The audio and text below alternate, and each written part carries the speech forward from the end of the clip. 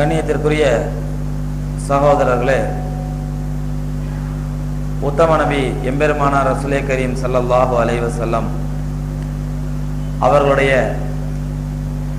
கண்ணியமான நெருக்கத்தையும் அன்பையும் பெற்ற உத்தம சஹாபி பெண்மணிகளுடைய வாழ்க்கை வரலாற்று தொடரிலே நேற்றைய தினம் பெருமானார் ஸல்லல்லாஹு அலைஹி வஸல்லம் அவர்களுடைய 3 மகள்களுடைய வரலாற்றை பார்த்தோம். அன்னை ஸைனப் ரலியல்லாஹு தஆலா அன்ஹா, அன்னை ருக்யா ரலியல்லாஹு தஆலா அன்ஹா, அன்னை உம்மு குல்சூம் ரலியல்லாஹு தஆலா அன்ஹா என்ற 3 உத்தம பெண்மணிகளுடைய வரலாற்றை பார்த்தோம். அன்பு சகோதரர்களே, பெருமானார் ஸல்லல்லாஹு அலைஹி வஸல்லம் அவருடைய கடைசி மகளும் பெருமானார் ஸல்லல்லாஹு அலைஹி வஸல்லம் அவர்கள் வஃபாத் வரை உயிரோடு இருந்த மகளுமான அன்னை ஃபாத்திமா ரலியல்லாஹு தஆலா அன்ஹா அவர்களுடைய வரலாற்றை இன்றைய தினம் நாம் பார்க்க இருக்கின்றோம். ஃபாத்திமா ரலியல்லாஹு தஆலா அன்ஹாவுக்கு உள்ள ஒரு மிகப்பெரிய சிறப்பு என்னவென்றால், ரசூலுல்லாஹி ஸல்லல்லாஹு அலைஹி வஸல்லம் அவர்களுடைய மிக்க அன்புக்கும் முஹப்பத்திற்கும் பாத்திரமானவர்கள். அதற்கு காரணம் என்னவென்றால், ரசூலுல்லாஹி ஸல்லல்லாஹு அலைஹி வஸல்லம் அவர்களுடைய மற்ற பிள்ளைகள் மீது அவர்களுக்கு பாசம் இல்லையா? கடைசி மகளான ஃபாத்திமா ரலியல்லாஹு தஆலா அன்ஹா அவர்கள் மீது மட்டும்தான் பாசமா என்றால் அப்படி அல்ல. பெருமானார் ஸல்லல்லாஹு அலைஹி வஸல்லம் எல்லா மகள்கள் மீது பாசம் வைத்திருந்தார்கள். ஆனால் ரசூலுல்லாஹி நேற்று நான் உங்களுக்கு சொன்னேன், ரசூலுல்லாஹி ஸல்லல்லாஹு அலைஹி வஸல்லம் ஹயாத்தா இருந்த வரை உயிரோடு இருந்த ஒரே மகள் ஃபாத்திமா ரலியல்லாஹு தஆலா அன்ஹா மட்டும்தான். பெருமானார் ஸல்லல்லாஹு அலைஹி வஸல்லம் அவர்களுக்கு பிறந்த 6 பிள்ளைகளில் 5 பேர், அதாவது 2 ஆண் பிள்ளைகள் 3 பெண் பிள்ளைகள் என்ற 5 பேருமே பெருமானார் ஸல்லல்லாஹு அலைஹி வஸல்லம் உயிரோடு இருக்கும் பொழுதே இந்த 5 பேரும் மூத்தாயிடுறாங்க. 6 பிள்ளைகளில் 5 பிள்ளை மூத்தாகி ஒரே ஒரு பிள்ளை மட்டும் ஹயாத்தா இருந்தா அப்ப அவங்க மேலே பாசம் அன்பு ஏற்படுறது அதிகமாகிறது இயற்கை. அந்த அடிப்படையில் பெருமானார் ஸல்லல்லாஹு அலைஹி வஸல்லம் அன்னை ஃபாத்திமா ரலியல்லாஹு தஆலா அன்ஹா அவர்கள் மேல அளப்பரிய முஹப்பத்தும் அன்பும் வைத்திருந்தார்கள். இந்த ஃபாத்திமா ரலியல்லாஹு தஆலா அன்ஹா பிறந்தது பெருமானார் ஸல்லல்லாஹு அலைஹி வஸல்லம் அவர்களுக்கு நபி பட்டம் கிடைத்த முதல் வருடம் தான் அன்னை ஃபாத்திமா ரலியல்லாஹு தஆலா அன்ஹா பிறக்கிறாங்க. பிறந்து பெருமானார் ஸல்லல்லாஹு அலைஹி வஸல்லத்துடைய கடைசி மகளாக, அன்புக்குரிய மகளாக நல்லபடியா வளர்ந்து வர்றாங்க. எந்த அளவுக்கு என்றால், ஆரம்ப காலத்தில் பெருமானார் ஸல்லல்லாஹு அலைஹி வஸல்லம் இஸ்லாத்தை சொல்லும் பொழுது அவர்களும் இஸ்லாத்தை ஏற்றுக்கொள்கிறார்கள். பல நேரங்களிலே பெருமானார் ஸல்லல்லாஹு அலைஹி வஸல்லம் அவர்களுக்கு காஃபிர்கள் மூலமாக, எதிரிகள் மூலமாக தொல்லைகள் வரும் பொழுது ஹஜ்ரத் ஃபாத்திமா ரலியல்லாஹு தஆலா அன்ஹா எல்லா விதத்திலும் பெருமானார் ஸல்லல்லாஹு அலைஹி வஸல்லம் ஒத்துழைப்பா இருக்கிறாங்க. ஒரு முறை ரசூலுல்லாஹி ஸல்லல்லாஹு அலைஹி வஸல்லம் காபத்துல்லாஹ்வினுடைய வளாகத்திலே தொழுது கொண்டிருக்கிறார்கள். தொழும் பொழுது மக்கத்து குறைஷிகள் ரசூலுல்லாஹி ஸல்லல்லாஹு அலைஹி வஸல்லம் அவருடைய தொழுகையை இடையூறு செய்வதற்காக என்ன பண்றாங்கன்னு சொன்னா, அவங்க சஜ்தால இருக்கும் பொழுது, அந்த சஜ்தாவில் இருக்கும் பொழுதே அவங்களுடைய முதுகின் மீது என்ன பண்றாங்க, ஒரு பெரிய ஒட்டகத்தினுடைய சாணம் நிரம்பிய ஒரு குடலை கொண்டு வச்சுட்டு போயிடுறாங்க. சாணம் நிரம்பிய குடல் எவ்வளவு வெயிட்டா இருக்கும் நம்ம சொல்ல வேண்டியதில்லை. அந்த குடலை கொண்டு ரசூலுல்லாஹி முதுகு மேல வச்சுட்டு போயிடுறாங்க. அப்ப பெருமானார் ஸல்லல்லாஹு அலைஹி வஸல்லம் சஜ்தால இருக்கிறாங்க. சஜ்தால இருந்து அவங்களால தலையை தூக்க முடியல. சஜ்தால தலையை தூக்க முடியல. அவ்வளவு பெரிய ஒட்டக குடலை கொண்டு வச்சுட்டு போயிட்டாங்க. அப்ப அன்னை ஃபாத்திமா ரலியல்லாஹு தஆலா அன்ஹா வீட்டுல இருக்கும் பொழுது ஒரு மக்கத்து காஃபிர் பெண்மணிகள் ஒரு பெண்மணி தான் அன்னை ஃபாத்திமா போய் சொல்றாங்க, உன்னுடைய தகப்பனார் இந்த மாதிரி செஞ்சுட்டான்னு சொன்ன உடனே அன்னை ஃபாத்திமா ரலியல்லாஹு தஆலா அன்ஹா வேகமா ஓடி வந்து ரசூலுல்லாஹி ஸல்லல்லாஹு அலைஹி வஸல்லம் அவருடைய முதுகின் மீது வைத்திருந்த அந்த ஒட்டக குடலத்துக்கு ஓரமத்துக்கு போட்டுட்டு என்ன பண்றாங்க, அந்த மக்களை சபிக்கிறாங்க. நாசமா போனவங்களா, நீங்க நல்லா இருப்பீங்களா, அல்லாஹ்வுடைய தூதருக்கு இப்படி வேதனை கொடுக்குறீங்களே அப்படின்னு சொல்லி ஃபாத்திமா ரலியல்லாஹு தஆலா அன்ஹா அந்த பக்கத்து குறைஷிகளை சபிக்கிறார்கள். அந்த அளவுக்கு பெருமானார் மீது அன்பும் பாசம் வைத்திருந்தது மட்டுமல்ல, பெருமானார் ஸல்லல்லாஹு அலைஹி வஸல்லம் தீனுல் இஸ்லாத்தை சொல்ல ஆரம்பிச்ச உடனே என்னென்ன பிரச்சனைகள் கஷ்டங்கள் வந்துச்சோ எல்லா கஷ்டங்களும் எல்லா பிரச்சனையும் ஃபாத்திமா ரலியல்லாஹு தஆலா அன்ஹா உதவி ஒத்தாசையா இருந்தாங்க. இவர்கள் இப்படியே வளர்ந்து தங்களுடைய பருவ வயதை அடைந்த பொழுது, ஃபாத்திமா ரலியல்லாஹு தஆலா அன்ஹா அவங்களுடைய பருவ வயதை அடைந்த பொழுது அவங்களுடைய 18வது வயசுல ஹஜ்ரத் அபூபக்கர் சித்திக் ரலியல்லாஹு தஆலா என்ன பண்றாங்க, நேர நபி ஸல்லல்லாஹு அலைஹி வஸல்லம் வராங்க. வந்து ஃபாத்திமா ரலியல்லாஹு தஆலா அன்ஹாவை பெண் கேட்கிறார்கள். யாருக்காக? தனக்காக. அபூபக்கர் சித்திக் ரலியல்லாஹு தஆலா அன்ஹு தனக்காக ஃபாத்திமா ரலியல்லாஹு தஆலா அன்ஹாவை பெருமானா ஸல்லல்லாஹு பெண் கேட்கறாங்க. பெண் கேட்டா பெருமானா ஸல்லல்லாஹு அலைஹி வஸல்லம் யோசிக்கிறாங்க, சரி அல்லாஹ் நாடுனா நடக்கும் அப்படின்னு விட்டுறாங்க. ரசூலுல்லாஹி ஸல்லல்லாஹு அது பெரிய இதா எடுத்துக்கல. அல்லாஹ் நாடுனா அல்லாஹ் நாட்டப்படி உங்களுக்கு ஃபாத்திமாவுக்கு கல்யாணம் ஆகணும்னு இருந்தா நிச்சயமா நடக்கும் அப்படின்னு சொல்லி கவனம் இருந்துடுறாங்க. கொஞ்ச நாள் போகுது, பெருமானா ஸல்லல்லாஹு எந்த பதிலும் சொல்ல உடனே ஹஜ்ரத் உமர் ரலியல்லாஹு தஆலா என்ன பண்ணாங்க, ரசூலுல்லாஹி ஸல்லல்லாஹு அலைஹி வஸல்லம் அவங்க பெண் கேட்கறாங்க தனக்காக. உமர் ரலியல்லாஹு தஆலா தனக்காக பெண் கேட்கறாங்க பெருமானா ஸல்லல்லாஹு அலைஹி வஸல்லம் அன்னை ஃபாத்திமா ரலியல்லாஹு தஆலாவை. அப்ப ரசூலுல்லாஹி ஸல்லல்லாஹு அலைஹி வஸல்லம் முழுமையா பதில் சொல்லாம அல்லாஹ் நாடுனா நடக்கும் அப்படின்னு சொல்லி கவனம் தர்றாங்க. அதற்கு பிறகு அலி ரலியல்லாஹு தஆலா அவர்களாகவே வந்து ரசூலுல்லாஹி ஸல்லல்லாஹு அலைஹி பெண் கேட்கறாங்க, ஃபாத்திமாவை நான் கல்யாணம் முடிச்சுக்கிறேன், ஃபாத்திமாவை எனக்கு கல்யாணம் பண்ணி வைங்க அப்படின்னு சொல்லி. அப்ப நபி ஸல்லல்லாஹு அலைஹி வஸல்லத்துக்கு இந்த சம்பந்தம் ரொம்ப ஆசையா இருந்ததுனால ஃபாத்திமா ரலியல்லாஹு தஆலா கூப்பிட்டு பெருமானா ஸல்லல்லாஹு அனுமதி கேட்கறாங்க, என்னமா அலி வந்து இந்த மாதிரி உன்னை கல்யாணம் பண்ண ஆசைப்படுறாங்க, அவரை வந்து கல்யாணம் முடிக்க உனக்கு விருப்பம் தானா அப்படின்னு கேட்ட உடனே அன்னை ஃபாத்திமா ரலியல்லாஹு தஆலா வெட்கத்தினால தலையை குனிஞ்சு அமைதியா இருக்கிறாங்க. இதை பார்த்தா நபி ஸல்லல்லாஹு அலைஹி வஸல்லம் அது முழுமையான சம்மதம் தான் அப்படிங்கறத கன்ஃபார்ம் பண்ணிக்கிட்டு கல்யாணத்துக்காண்டி ஏற்பாடு பண்றாங்க. கல்யாணத்துக்கு ஏற்பாடு ஆரம்பிச்ச உடனே ரசூலுல்லாஹி ஸல்லல்லாஹு அலைஹி வஸல்லம் அதற்கு அலி ரலியல்லாஹு தஆலா கேட்ட முதல் கேள்வி என்ன அப்படின்னு சொன்னா, அலியே உங்கள்ட்ட மஹருக்காக என்ன இருக்குது, மஹர் தொகை கொடுக்கணுமே கல்யாணத்துக்கு, மஹர் கொடுக்கறதுக்கு என்ன இருக்குது அப்படிங்கிறாங்க. அப்ப அலி ரலியல்லாஹு தஆலா சொல்றாங்க, ஒமா இந்தி யா ரசூலல்லாஹ் ஷைஉன், அல்லாஹ்வுடைய தூதரே என்கிட்ட ஒண்ணுமே கிடையாது, என்கிட்ட எதுவுமே கிடையாது அப்படிங்கிறாங்க. அப்ப நபி ஸல்லல்லாஹு அலைஹி கேக்குறாங்க, மாகான ஹிதுமியா, மாகான ஹிதுமியா, அந்த ஹிதுமியா தேசத்தினுடைய ஹிதுமியா பகுதியை சார்ந்த அந்த போர் கவசம் என்னாச்சு அப்படின்னு கேக்குறாங்க. அது கேடயம், ஹிதுமியா நாட்டினுடைய போர் கேடயம் என்னாச்சு அப்படின்னு கேக்குறாங்க. அந்த ஹிதுமியா நாட்டுடைய போர் கேடயம் என்ன அப்படின்னு சொன்னா, ஹஜ்ரத் அலி ரலியல்லாஹு தஆலா அவர்களுக்கு பத்ர் போரிலே அன்பளிப்பாக கிடைத்த பொருள் அது. பத்ர் போரிலே கனிமத்து பொருள் அவங்களுடைய பங்குல கிடைச்சது. போர்ல கலந்து எல்லாத்துக்கும் கனிமத்து பொருள் கிடைக்கும் இல்லையா, அந்த மாதிரி பத்ர் போர்ல ஹஜ்ரத் அலி ரலியல்லாஹு தஆலா கிடைச்ச பங்கு என்ன அப்படின்னு சொன்னா அந்த ஹிதுமியா என்று சொல்லக்கூடிய அந்த போர் கேடயம். நபி ஸல்லல்லாஹு அலைஹி வஸல்லம் அதை ஞாபகம் வச்சிருந்து கேக்குறாங்க, மாகான ஹிதுமியா, அந்த ஹிதுமியா என்னாச்சு அப்படி கேட்ட உடனே அலி ரலியல்லாஹு தஆலா சொல்றாங்க, அது இருக்குது, அது வீட்டுல பத்திரமா இருக்குது அப்படிங்கிறாங்க. உடனே பெருமானார் ஸல்லல்லாஹு அலைஹி வஸல்லம் அது போதும் அப்படின்னு சொல்லி அந்த ஹிதுமியா நாட்டினுடைய அந்த கேடயத்தை கொண்டு வர சொல்லி ஹஜ்ரத் உமர் ரலியல்லாஹு தஆலா கொடுத்து இதை யார்ட்டையா வித்துட்டு வாங்க அப்படின்னு அனுப்புறாங்க. வித்துட்டு வந்தா அதை யாரும் வாங்கல. ஹஜ்ரத் உஸ்மான் ரலியல்லாஹு தஆலா பெரிய செல்வ சீமான் இருந்தாங்க. அந்த உஸ்மான் ரலியல்லாஹு தஆலா அவர்கள் என்ன பண்ணிடுறாங்க, அந்த கேடயத்தை 480 திர்ஹத்துக்கு விலையா வாங்கிக்கிறாங்க. 480 திர்ஹம் விலையா கொடுத்து அந்த கேடயத்தை வாங்கிக்கிறாங்க. அந்த 480 திர்ஹத்தை கொண்டு வந்து பெருமானார் ஸல்லல்லாஹு அலைஹி வஸல்லம் ஒப்படைக்கிறாங்க. ரசூலுல்லாஹி ஸல்லல்லாஹு அலைஹி வஸல்லம் ஹஜ்ரத் அலி ரலியல்லாஹு தஆலா இடத்துல அந்த 480 திர்ஹத்தையும் கொடுத்து, இதையே உன்னுடைய மனைவிக்கு மஹரா நீ கொடு, மஹரா இதையே கொடு அப்படின்னு சொல்லி பெருமானார் ஸல்லல்லாஹு அலைஹி வஸல்லம் திருமணம் ஆன உடனே பேச்சுன்னு ஆரம்பிச்ச உடனே முதல் ஏற்பாடு எதுக்காண்டி தான் ஏற்பாடு பண்றாங்க, மஹர் கொடுக்கறதுக்காண்டி தான் ரசூலுல்லாஹ் ஏற்பாடு பண்ணாங்க. மஹர்ங்கிறது இஸ்லாத்தினுடைய திருமணத்தினுடைய அவ்வளவு அடிப்படை. அப்ப அந்த காலத்துல ஒண்ணுமே இல்லாத ஒரு சஹாபிட்ட கூட பெருமானார் ஸல்லல்லாஹு அலைஹி வஸல்லம் என்ன பண்ணாங்க, அந்த போர் கவசத்தையாவது போர் கேடயத்தையாவது வித்துட்டு வர சொல்லி அதை வித்து 480 திர்ஹத்தை மஹராக கொடுத்து வைத்தார்கள். அப்ப 480 திர்ஹங்கிறது இன்னைக்கு எவ்வளவு விலை அப்படின்னு பாத்தீங்கன்னா கிட்டத்தட்ட 10,000 ரூபாயை தாண்டும். நபி ஸல்லல்லாஹு அலைஹி வஸல்லம் காலத்து 480 திர்ஹங்கிறது இன்றைய காலத்தினுடைய 10,000 ரூபாயை தாண்டும். ஆனா இன்னைக்கு நம்ம சில ஊர்ல பாத்தீங்கன்னா மஹரே ஃபாத்திமா, அதான் ஃபாத்திமா ரலியல்லாஹு தஆலா மஹர், ஃபாத்திமா ரலியல்லாஹு தஆலாவுக்கு அலி ரலியல்லாஹு அன்ஹு கொடுத்த மஹர் அப்படின்னு சொல்லி எவ்வளவுன்னு சொன்னா 501. சில ஊர்கள்ல அது என்னன்னு சொன்னா தஃப்தர்ல எழுதும்போது 501 எழுதுவாங்க. என்னடா மஹரே ஃபாத்திமாவா, யாரை ஏமாத்துறதுக்குள்ளது, மஹரே ஃபாத்திமான்னு வச்சா கூட அதுவும் அலி ரலியல்லாஹு தஆலா ஒண்ணுமே இல்லாம இருக்கிறாங்க. உன்ட என்னப்பா இருக்குன்னு கேட்டா என்கிட்ட ஒண்ணுமே இல்லைங்கிறாங்க. யார சொல்லலாம், என்கிட்ட ஒண்ணுமே கிடையாது வெறுங்கைங்கிறாங்க. அப்ப நபி ஸல்லல்லாஹு அலைஹி வஸல்லம் அவங்களுடைய கனிமத்து பொருள்ல வந்த அந்த கேடயத்தை கொண்டு போய் விற்க வச்சு அதுல 480 திர்ஹம் வருது. கிட்டத்தட்ட இன்னைக்கு ரேட் படி 10,000 ரூபாய் ஆகுது. திர்ஹம் சொன்னா இன்னைக்கு ஒரு திர்ஹம் இல்ல, இன்னைக்கு துபாயில ஒரு திர்ஹம் இருக்குது, அந்த திர்ஹம் அல்ல இது, ரசூலுல்லாஹி காலத்துல இருந்து திர்ஹம். இன்னைக்கு துபாயில உள்ள திர்ஹம் படி பாத்தீங்கன்னா 480 திர்ஹம்ங்கிறது கிட்டத்தட்ட 5000 5500 ரூபாய் தான் வரும். அந்த திர்ஹம் அல்ல, ரசூலுல்லாஹி காலத்துல இருந்த வெள்ளி நாணயம்.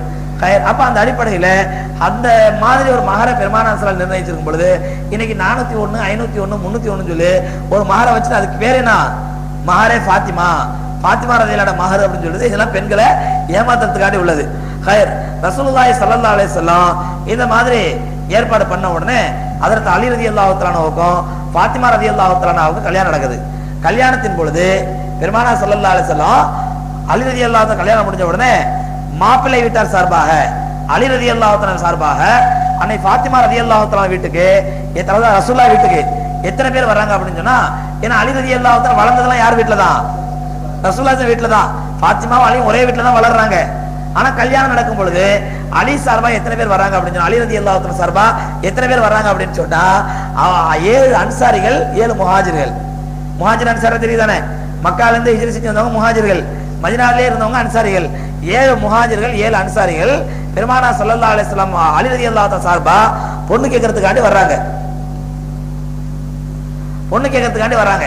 வந்து திருமணத்தை முடிச்சுட்டு போறாங்க. அப்ப அந்த அடிப்படையில இன்னைக்கும் ரசூலுல்லாஹி ஸல்லல்லாஹு அலைஹி வஸல்லத்துடைய சுன்னத்தான முறைப்படி திருமணம் முடிக்கிறதா இருந்தா மாப்பிள்ளை வீட்டார் சார்பா பெண் வீட்டுக்கு எத்தனை பேர் தாங்க வரணும்? 14 பேர் தான் வரணும். அலி ரலியல்லாஹு அன்ஹு சார்பா இருந்தது 7 முஹாஜிர் 7 அன்சாரி. இன்னைக்கு முஹாஜிர் அன்சார்லாம் பிரிக்க முடியாட்டா என்ன பண்ணலாம்? 7 ஆம்பளை 7 பெண்கள்னு வச்சுக்கலாம். வச்சு எத்தனை பேர் தான் வரணும்? 14 பேர் தான் வரணும். யார் வீட்டுக்கு? பொண்ணு வீட்டுக்கு. இதெல்லாம் நடக்கிற காரியமா ஹஸ்ரத்? இந்த காலத்துல எப்படிலாம் கல்யாணம் நடக்குமா? என்ன இது 14 பேர் வந்து கல்யாணம் முடிச்சு போட்டா இப்ப மத்தவங்க கோச்சிக்க மாட்டாங்களா அப்படின்னு நினைக்கலாம். உண்மையிலேயே சுன்னத்தான திருமணங்கிறது இதுதான். கயிர் அலி ரலியல்லாஹு தஆலா சார்பா 14 பேர் வர்றாங்க. வந்து ஹஜ்ரத் ஃபாத்திமா ரலியல்லாஹு தஆலாவை கல்யாணம் முடிச்சு கூட்டு போறாங்க. அப்ப பெருமானார் ஸல்லல்லாஹு அலைஹி வஸல்லம் அப்ப ஃபாத்திமா அலி ரலியல்லாஹு எல்லாரும் ஒரே வீட்டுல தான் இருக்கிறாங்க. ரசூலுல்லாஹி ஸல்லல்லாஹு வீட்டுல தான் இருக்கிறாங்க. அப்ப அலி ரலியல்லாஹு யோசிக்கிறாங்க, இனிமே நம்ம மாமனார் வீட்டுல இருக்கிறது நல்லது இல்ல. இனிமே மாமனார் வீட்டுல இருக்கிறது இவ்வளவு நாள் ரசூலுல்லாஹி வீட்டுல வளர்ந்துட்டோம். இனிமே மாமனார் வீட்டுல இருக்கிறது நல்லது இல்லைன்னா சின்ன வீடு, அவங்களுக்கு ஒரு தனிமை கிடைக்காது, பிரைவசி கிடைக்காது. கணவன் மனைவி ஒரு அன்பா முகப்பத்தா 2 வாசம் பேச முடியாது. பொதுவாக கூட்டு குடும்பத்தில் உள்ள சிக்கல் இதெல்லாம். அப்ப அலி ரலியல்லாஹு அன்ஹு யோசிக்கிறாங்க, நம்ம வீட்டுல நம்ம இன்னைக்கு பங்களாக்கள் இருக்கிற மாதிரி ஒரு 7-8 பெட்ரூமும் 4 ஹாலும் 2 லெட்ரின் அந்த மாதிரி இருந்தா உனக்கு ஒரு பெட்ரூம் உனக்கு ஒரு பெட்ரூம் உனக்கு ஒரு பெட்ரூம். அங்க எல்லாமே பெட்ரூமா தான், ஹாலும் அதான், கிச்சனும் அதான். இஸ்லாமிய ஆட்சியை பத்தி ஆலோசனை நடக்கக்கூடிய தர்பாரும் அதான். அப்படித்தானே? ரசூலுல்லாஹி ஸல்லல்லாஹு வீட்டுல எல்லாமே அப்படிதான் இருந்துச்சு. ஆனா ஆயிஷா ரலியல்லாஹு தஆலா அவங்களுடைய வரலாறு வரும் இன்ஷாஅல்லாஹ். ஆயிஷா ரலியல்லாஹு தஆலா சொல்றாங்க, பெருமானார் ஸல்லல்லாஹு அலைஹி வஸல்லம் என்னுடைய அறையில வந்து தங்குவாங்க. அதான் எங்க வீட்டுல தங்குவாங்க. தங்கும் பொழுது ரசூலுல்லாஹ் இரவுல எழுந்திருச்சு தொழுவத்துக்காண்டி தஹஜ்ஜுதுக்காண்டி தக்பீர் கட்டிடுவாங்க. நான் பக்கத்துல படுத்திருப்பேன். ஆனால் நான் எப்படி படுத்திருப்பேன் அப்படின்னு சொன்னா, ரசூலுல்லாஹ் தக்பீர் கட்டிருப்பாங்க, அவங்க சஜ்தா செய்யற இடத்துல குறுக்க தான் கால் நீட்டி கிடப்பேன். குறுக்க தான் என்ன பண்ணுவேன்? கால் நீட்டி கிடப்பேன். அப்ப ரசூலுல்லாஹ் ஏன்னா அங்க படுக்கிறதுக்கு வேற இடம் இல்ல. ரசூலுல்லாஹ் தொழுதுட்டு இருப்பாங்க. நான் ஒரு ஓரமா படுக்க முடியாது. அவ்வளவுதான் இடம். ஒரு ஆள் தொழுற அளவுக்கு தான் இடம் இருக்கும், ஒரு ஆள் படுக்கிற அளவுக்கு தான் இடம் இருக்கும். அப்ப எனக்கு வேற இடம் இல்லாதனால நான் ரசூலுல்லாஹி சஜ்தா செய்யற இடத்துல காலை நீட்டி கிடப்பேன். பொதுவா பெருமானார் ஸல்லல்லாஹு நின்று என்ன பண்ணுவாங்க? ரொம்ப நேரம் ஓதுவாங்க இல்லையா? ரொம்ப நேரம் 2 ஜுஸ் 3 ஜுஸ் ஓதுவாங்க. கால்கள் வீங்கிற அளவுக்கு பண்ணுவாங்க. அதனால ஆயிஷா ரலியல்லாஹு நல்ல குரலோட தூங்குவாங்க. ரசூலுல்லாஹி ஸல்லல்லாஹு அலைஹி வஸல்லம் சஜ்தா செய்ய போகும்போது என்ன பண்ணுவாங்க? அன்னை ஆயிஷாவுடைய கால்ல இப்படி குத்துவாங்க. சஜ்தா போறதுக்கு முன்னாடி ஆயிஷா கால்ல என்ன தங்களோட விரலால இப்படி குத்துவாங்க. குத்துறவன ஆயிஷா உசார வச்சு கால் நீட்டிப்பாங்க, காலை சுருக்கிப்பாங்க. அந்த இடத்துல நபி ஸல்லல்லாஹு சஜ்தா பண்ணுவாங்க. அப்புறம் சஜ்தா முடிச்சு நபி ஸல்லல்லாஹு மறுபடியும் எழுந்திருச்ச உடனே மறுபடியும் தூக்கத்துல ஆயிஷா கால் நீட்டிடுவாங்க. ரசூலுல்லாஹ் சொல்றாங்க, இப்படித்தான் எங்க வீட்டுக்கு ரசூலுல்லாஹி ஸல்லல்லாஹு அலைஹி வஸல்லம் தொலை வரும்பொழுது இப்படித்தான் நடக்கும் அப்படிங்கிறாங்க. அப்ப வீடு எவ்வளவு பெரிய பெட்ரூம், எவ்வளவு விசாலமா இருந்திருக்கும் பாத்துங்க. நபி ஸல்லல்லாஹு அலைஹி வஸல்லம் பெட்ரூம் எவ்வளவு விசாலமா இருந்திருக்கும் பாத்துங்க. அவ இவ்வளவு எளிமையான வாழ்க்கை வாழ்ந்ததுனால ஹஜ்ரத் அலி ரலியல்லாஹு அன்ஹு யோசிக்கிறாங்க, இப்ப கல்யாணம் ஆன பிறகு நம்ம மனைவியை கூட்டிக்கிட்டு தனியா போயிடலாம் அப்படிங்கும் பொழுது அவங்களுக்கு தனியா சம்பாதிக்கிற அளவுக்கு பெரிய திறமையோ பெரிய சம்பாதிக்க தனியா பணம் சேமிச்சோ வச்சிருக்கல. அவங்களும் அல்லாஹ்வுடைய பாதையில அல்லாஹ்வுடைய தீனுக்காக வேண்டி அர்ப்பணிச்சு தங்களை வாழ்க்கையை பூரா அர்ப்பணிச்சிட்டு இருக்காங்க. இந்த நேரத்துல தான் ரசூலுல்லாஹி ஸல்லல்லாஹு அலைஹி வஸல்லத்துல அன்னை ஃபாத்திமா ரலியல்லாஹு தஆலா தன்னுடைய நிலைமை சொல்றாங்க, யார சொல்லலாம், அவங்க வந்து தனியா போகணும்னு ஆசைப்படுறாங்க, அதுக்கு ஏதாவது ஏற்பாடு பண்ணுங்களேன் நீங்க அப்படின்னு சொன்ன உடனே பெருமானார் ஸல்லல்லாஹு அலைஹி வஸல்லம் ஹாரிஸா இப்னு நுஅமான் ரலியல்லாஹு தஆலாங்கற ஒரு அன்சாரி சஹாபி, ஹாரிஸா இப்னு நுஅமான் ரலியல்லாஹு தஆலானோ அன்சாரி சஹாபி. அந்த அன்சாரி சஹாபிட்ட நபி ஸல்லல்லாஹு அலைஹி வஸல்லம் ஏற்கனவே ரசூலுல்லாஹ்வுடைய மனைவிமார்களுக்கெல்லாம் வீடு யார் தான் கொடுத்திருக்காங்க? அந்த ஹாரிஸா இப்னு நுஅமான் ரலியல்லாஹு தஆலா கொடுத்திருக்காங்க. மஸ்ஜித் நபவியை சுத்தி நபி ஸல்லல்லாஹு அலைஹி வஸல்லம் ஒவ்வொரு மனைவிக்கு ஒவ்வொரு வீடு தனித்தனியா கொடுத்திருக்காங்க. அப்ப நபி ஸல்லல்லாஹு அலைஹி வஸல்லம் சொல்றாங்க, நான் எப்படிமா அவர்கிட்ட போய் கேட்கறது? அவர் தான் இருக்கிறதே மதீனால கொஞ்சம் நல்ல நிறைய வீடுகள் வச்சிருக்கிறவரு, அவர் ஏற்கனவே மனைவிமாரெல்லாம் வீடு கொடுத்திருக்காரு, நான் எப்படிமா கேட்கறது அப்படின்னு நபி ஸல்லல்லாஹு அலைஹி வஸல்லம் தன்னுடைய கூச்சத்தை வெளிப்படுத்துறாங்க. ஆனா இதை கேள்விப்பட்ட உடனே ஹாரிஸா இப்னு நுஅமான் ரலியல்லாஹு தஆலா நேர ரசூலுல்லாஹி ஸல்லல்லாஹு அலைஹி வஸல்லம் வந்து யார சொல்லலாம், நீங்க எத்தனை வீடு வேணாலும் என்கிட்ட வாங்கிக்கங்க, நீங்க இதுக்கெல்லாம் வந்து கொஞ்சம் கூச்சம் அச்சப்படாதீங்க அப்படின்னு சொல்லி ஃபாத்திமா ரலியல்லாஹு தஆலாவுக்கு அவரே என்ன பண்றாரு? ஒரு நல்ல வீடை ஏற்பாடு பண்ணி வைக்கிறாரு. ஹஜ்ரத் அலி ரலியல்லாஹு தஆலா ஃபாத்திமா ரலியல்லாஹு தஆலா தங்களுடைய வாழ்க்கையை ஆரம்பிப்பதற்காக அந்த வீட்டுக்கு போகும்பொழுது பெருமானார் ஸல்லல்லாஹு அலைஹி வஸல்லம் என்ன பண்றாங்கன்னா, ஹஜ்ரத் ஃபாத்திமா ரலியல்லாஹு தஆலாவுக்கு சீர் கொடுத்து அனுப்புறாங்க.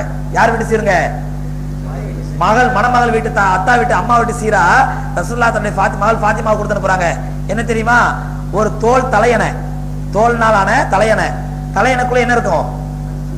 என்னங்க இருக்கும்? என்ன சந்தேகமா இருக்குதா? நம்ம ஊர்ல தலையணைக்குள்ள என்னங்க இருக்கும்? பஞ்சு இருக்கும். ஸ்பாஞ்சோ இல்ல ரெக்ரானோ அல்லது இலவம் பஞ்சோ பருத்தி பஞ்சோ ஏதோ எது நமக்கு ரொம்ப சுகமா இருக்கும் அந்த பஞ்சு இருக்கும். ஆனால் அந்த தோல் தலையில உள்ள பேரிச்சம்பள கொட்டையை ரெப்பி அதை தலையணையா செஞ்சு கொடுத்தாங்க நபி ஸல்லல்லாஹு அலைஹி வஸல்லம். பேரிச்சம்பள கொட்டையை பேரிச்சம்பளம் கெட்டையை ஒரு தோல் பையில போட்டு அதை தலையணை மாதிரி செஞ்சு அதுக்கு மேல தோலை போட்டு கவர் பண்ணி அதான் தோல் தலையணை. அதாவது பாறாங்கலுக்கு மேல தலை வச்ச மாதிரி இருக்கும். தலை வச்சா எப்படி இருக்குங்க? பேரிச்சம்பளம் கொட்டையை போட்டு தலை செஞ்சு எப்படி இருக்கும்? வேணா சீட்டு செஞ்சு பாருங்க. பேரிச்சம்பளம் கொட்டையெல்லாம் எடுத்து ஒரு பையில போட்டு தலைக்கு வச்சு பாருங்க எப்படி தெரியும்? பாறாங்கல் மேல தலை வச்ச மாதிரி இருக்கும். அதுதான் மாப்பிள்ளை பெண் வீட்டார் சார்பா ரசூலுல்லாஹ் கொடுக்கக்கூடிய சீரு. அதுக்கப்புறம் ஒரு பாய், ஒரு கிழிஞ்சு போன பாய், ஒரு தலையணை, தோல் தலையணை. அந்த தோல் தலைகள் என்னச்சு? பேரிச்சம்பளம் கொட்டை. அதுக்கப்புறம் 2 மண் பானை. நபி ஸல்லல்லாஹு அலைஹி கொடுத்தது 2 மண் பானை, 2 கிரைண்டர். என்னங்க கிரைண்டர்னா? கிரைண்டர் இருக்காருங்க திருகை, மாவு அரைக்கிற திருகை. எதுக்கானு சொன்னா வீட்டுக்கு கோதுமை மாவு ரொட்டி இடிச்சுன்னு சொன்னா மாவு அரைக்கணும் ஒண்ணு. ரெண்டாவது ஃபாத்திமா ரலியல்லாஹு தஆலா அந்த மாவு அரைச்சு கொடுத்து என்ன பண்ணுவாங்க? தன்னுடைய வாழ்க்கையை கழிப்பாங்க. யாருக்கு தேவையோ அவங்களுக்கு மாவு அரைச்சு. இன்னைக்கு பாக்குறோம்ல ஏழைகள் சில பேர் கிரைண்டரை வச்சு அதை வச்சு மாவு அரைச்சு கொடுத்து அவங்களை வாழ்க்கை ஓட்டுறாங்க இல்லையா? அந்த மாதிரி ஃபாத்திமா ரலியல்லாஹு தஆலா அந்த திருகையில என்ன பண்ணுவாங்க? மாவு அரைச்சு கொடுத்து அதை வச்சு தங்களுடைய வாழ்க்கையை ஓட்டிட்டு இருந்தாங்க. அதனால ஃபாத்திமா ரலியல்லாஹு தஆலாவுக்கு 2 திருகையும் 2 மண்பானையும் வாழ்க்கைக்கு தேவையான சீராக பெருமானார் ஸல்லல்லாஹு அலைஹி வஸல்லம் கொடுத்து அனுப்புறாங்க. கொடுத்து அனுப்பி நேரா ஹஜ்ரத் அலி ரலியல்லாஹு தஆலா ஃபாத்திமா வீட்டுக்கு குடியேறின உடனே நபி ஸல்லல்லாஹு அலைஹி வஸல்லம் போறாங்க. போய் வெளியே நின்று சலாம் சொல்லி அனுமதி பெற்று உள்ள போறாங்க. உள்ள போய் அலி ரலியல்லாஹு தஆலா கூப்பிட்டு அப்ப அவங்களோட வாழ்க்கையை ஆரம்பிக்க போறாங்க. யாரு? கல்யாணம் அன்னைக்கு சாயந்தரம் ஆயிஷா ஃபாத்திமா ரலியல்லாஹு தஆலா அவர்களும் அலி ரலியல்லாஹு தஆலா வாழ்க்கை ஆரம்பிக்க போறாங்க. அப்ப பெருமானார் அலி ரலியல்லாஹு தஆலா கூப்பிட்டு கொஞ்சம் ஃபாத்திமாட்ட சொல்றாங்க, ஒரு பாத்திரத்துல குளிர்ந்த தண்ணி கொண்டா அப்படின்னு சொல்லி குளிர்ந்த தண்ணி கொண்டு வந்த உடனே அந்த தண்ணிக்குள்ள கையை விட்டு அலி ரலியல்லாஹு தஆலாவுடைய முகத்திலையும் அன்னை ஃபாத்திமா ரலியல்லாஹு தஆலா முகத்திலையும் ஓதி தண்ணி தெளிக்கிறாங்க. தெளிச்சு ஃபாத்திமாட்ட சொல்றாங்க, ஃபாத்திமாவே நம்முடைய குடும்பத்திலேயே ஒரு சிறந்த மனிதரை உனக்கு கணவராக தேர்ந்தெடுத்து கொடுத்திருக்கிறேன். ஆகவே இவரோட நல்லபடியா நீ வாழ அப்படின்னு சொல்லி 2 பேரையும் கணவன் மனைவி 2 பேரும் உட்கார வச்சு அட்வைஸ் பண்ணிட்டு ரசூலுல்லாஹி ஸல்லல்லாஹு அலைஹி வஸல்லம் வந்துடுறாங்க. அதற்கு பிறகு அலி ரலியல்லாஹு தஆலா ஃபாத்திமா ரலியல்லாஹு தஆலா வாழ்க்கை ஓடிக்கிட்டு இருக்குது. இந்த சூழ்நிலையில ஃபாத்திமா ரலியல்லாஹு தஆலா அதிகமா இந்த மாவு அரைக்கிறதுனாலையும் அதிகமா தூரத்துக்கு போய் தண்ணி எடுத்துட்டு வரதுனாலையும் கடுமையான கஷ்டப்படுறாங்க. அப்ப அலி ரலியல்லாஹு தஆலா சொல்றாங்க ஃபாத்திமாட்ட, ஃபாத்திமாவே யமன் தேசத்துல நிறைய அடிமைகள் வந்திருக்காங்க, ரசூலுல்லாஹி ஸல்லல்லாஹு அலைஹி வஸல்லம் அன்பளிப்பா வந்திருக்காங்க. அதனால நீ வேணா ரசூலுல்லாஹ்ட்ட போய் ஒரு அடிமையை நமக்கு அன்பளிப்பா கேட்டு பாரு. ஒரு அடிமை, ரசூலுல்லாஹ்க்கு நிறைய அடிமைகள் அன்பளிப்பா வந்திருக்காங்க, யார் யாருக்கும் நபி ஸல்லல்லாஹு தர்மம் பண்றாங்க, அதனால நீ போய் கேட்டவனுக்கு தராம இருக்க மாட்டாங்க, ஒரே ஒரு அடிமையை கேட்டு பாரு அப்படின்னு சொல்லி ஃபாத்திமா அலி ரலியல்லாஹு தஆலா ஃபாத்திமாட்ட சொல்லி அனுப்புறாங்க. எதுக்காக வேண்டி? அவங்க வீட்டு வேலைக்கு ஃபாத்திமா ரலியல்லாஹு கஷ்டப்படுறத பார்த்து அவங்களால தாங்கிக்க முடியாதனால கேட்டு அனுப்புறாங்க. அதாவது அவங்க நெஞ்சு வலி வந்துருது. ஃபாத்திமா ரலியல்லாஹு தஆலாவுக்கு அதிகமா திருக அரைக்கிறதுனால நெஞ்சு வலி வருது, தண்ணி தூக்கம் வந்துருது. இந்த கஷ்டத்தெல்லாம் தாங்கிக்க முடியாதனால நீ உங்க அத்தாட்ட போய் கொஞ்சம் கேட்டு பாருமா அப்படின்னு அனுப்புறாங்க. இதை வச்சு யார்ட்ட மனைவி வரதட்சணை கேட்டு வீட்டுக்கு அனுப்பி விட்டுலாம், அத்தாவோட துரத்தி விட்டுலாம் அப்படின்னு நினைக்காதீங்க. 7 வருஷம் ஜெயிலு. சரி, ஃபாத்திமா ரலியல்லாஹு தஆலா அதை சந்தோஷமா ஒத்துக்கிட்டாங்க. அப்ப நபி ஸல்லல்லாஹு அலைஹி வஸல்லம் ஃபாத்திமா ரலியல்லாஹு தஆலா சொல்றாங்க, இந்த சொல்லலான்னு போனாங்க. அரபு நாட்டுல யமன் தேசத்துல இருந்து நிறைய அடிமைகள் வந்திருக்குது. அந்த அடிமைகளை பெருமானார் ஸல்லல்லாஹு அலைஹி வஸல்லம் சஹாபாக்களுக்கு மத்தியில பிரிச்சு கொடுத்துட்டு இருக்காங்க அன்பளிப்பா, உனக்கு ஒண்ணு உனக்கு ஒண்ணு சொல்லி. அப்ப ஃபாத்திமா ரலியல்லாஹு அன்ஹா கேட்கலான்னு போறாங்க. கூச்ச உணர்வு, ரசூலுல்லாஹ்வுடைய மகள் இல்லையா, அவங்களுடைய குணம் பூரா ரசூலுல்லாஹ் ஆயிஷா ஃபாத்திமாக்கு இருக்கணும்ல, கூச்ச உணர்வு கேட்காமலே திரும்ப வந்துடுறாங்க. அள்ளிட்டு சொல்றாங்க, இந்த மாதிரி கேட்கலான்னு போனேன், ஆனா எனக்கு ரொம்ப கூச்சமா இருந்துச்சு, வந்துட்டேன் அப்படிங்கிறாங்க. உடனே அலி ரலியல்லாஹு தஆலா சந்தோஷப்படுறாங்க, தப்பு இல்ல, நீ உன்னுடைய கூச்சத்தை நான் பாராட்டுறேன் அப்படின்னு சொல்லி 2 பேரும் சந்தோஷமா இருக்கிறாங்க.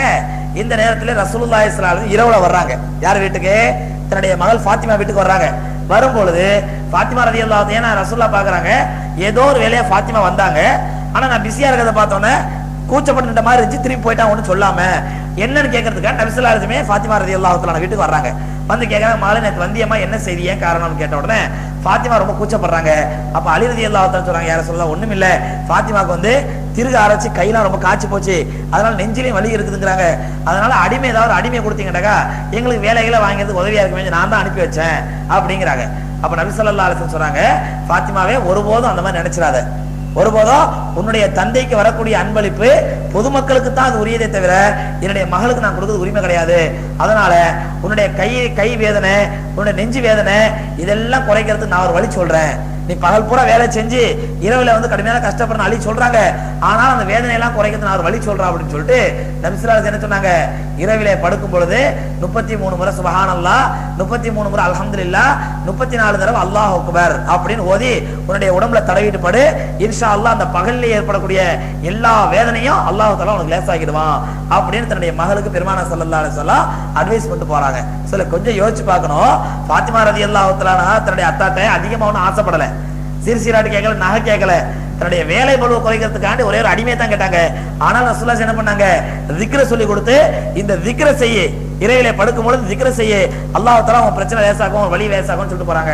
ஆனா இன்னைக்கும் சகோதரர்களே, நான் படுக்கையில் படுப்பதற்கு முன்பாக சுப்ஹானல்லாஹ் 33 முறை, அல்ஹம்துலில்லாஹ் 33 முறை, அல்லாஹ் அக்பர் 34 முறை, இன்னும் சில ஹதீஸ்கள்ல வேற ரிவாயத்துகள்ல வந்தபடி அல்ஹம்து சூரா, அல்ஹம்துலில்லாஹ் ரப்பில் ஆலமீன், குல் ஹுவல்லாஹு அஹத், குல் அஊது பிரப்பில் ஃபலக், குல் அஊது பிரப்பின் நாஸ், ஆயத்துல் குர்சி, இந்த விஷயங்களை எல்லாத்தையும் ஓதி நம்ம கையில ஊதி உடம்புல தடவிட்டு படுங்க. இன்ஷா அல்லாஹ் அன்றைய இரவு அன்றைய பகலிலே ஏற்படக்கூடிய எல்லா டயரையும் அல்லாஹ் ரப்பல் ஆலமீன் இன்ஷா அல்லாஹ் இரவு தூக்கத்துல உங்களுக்கு லேசாக்கிடுவான்.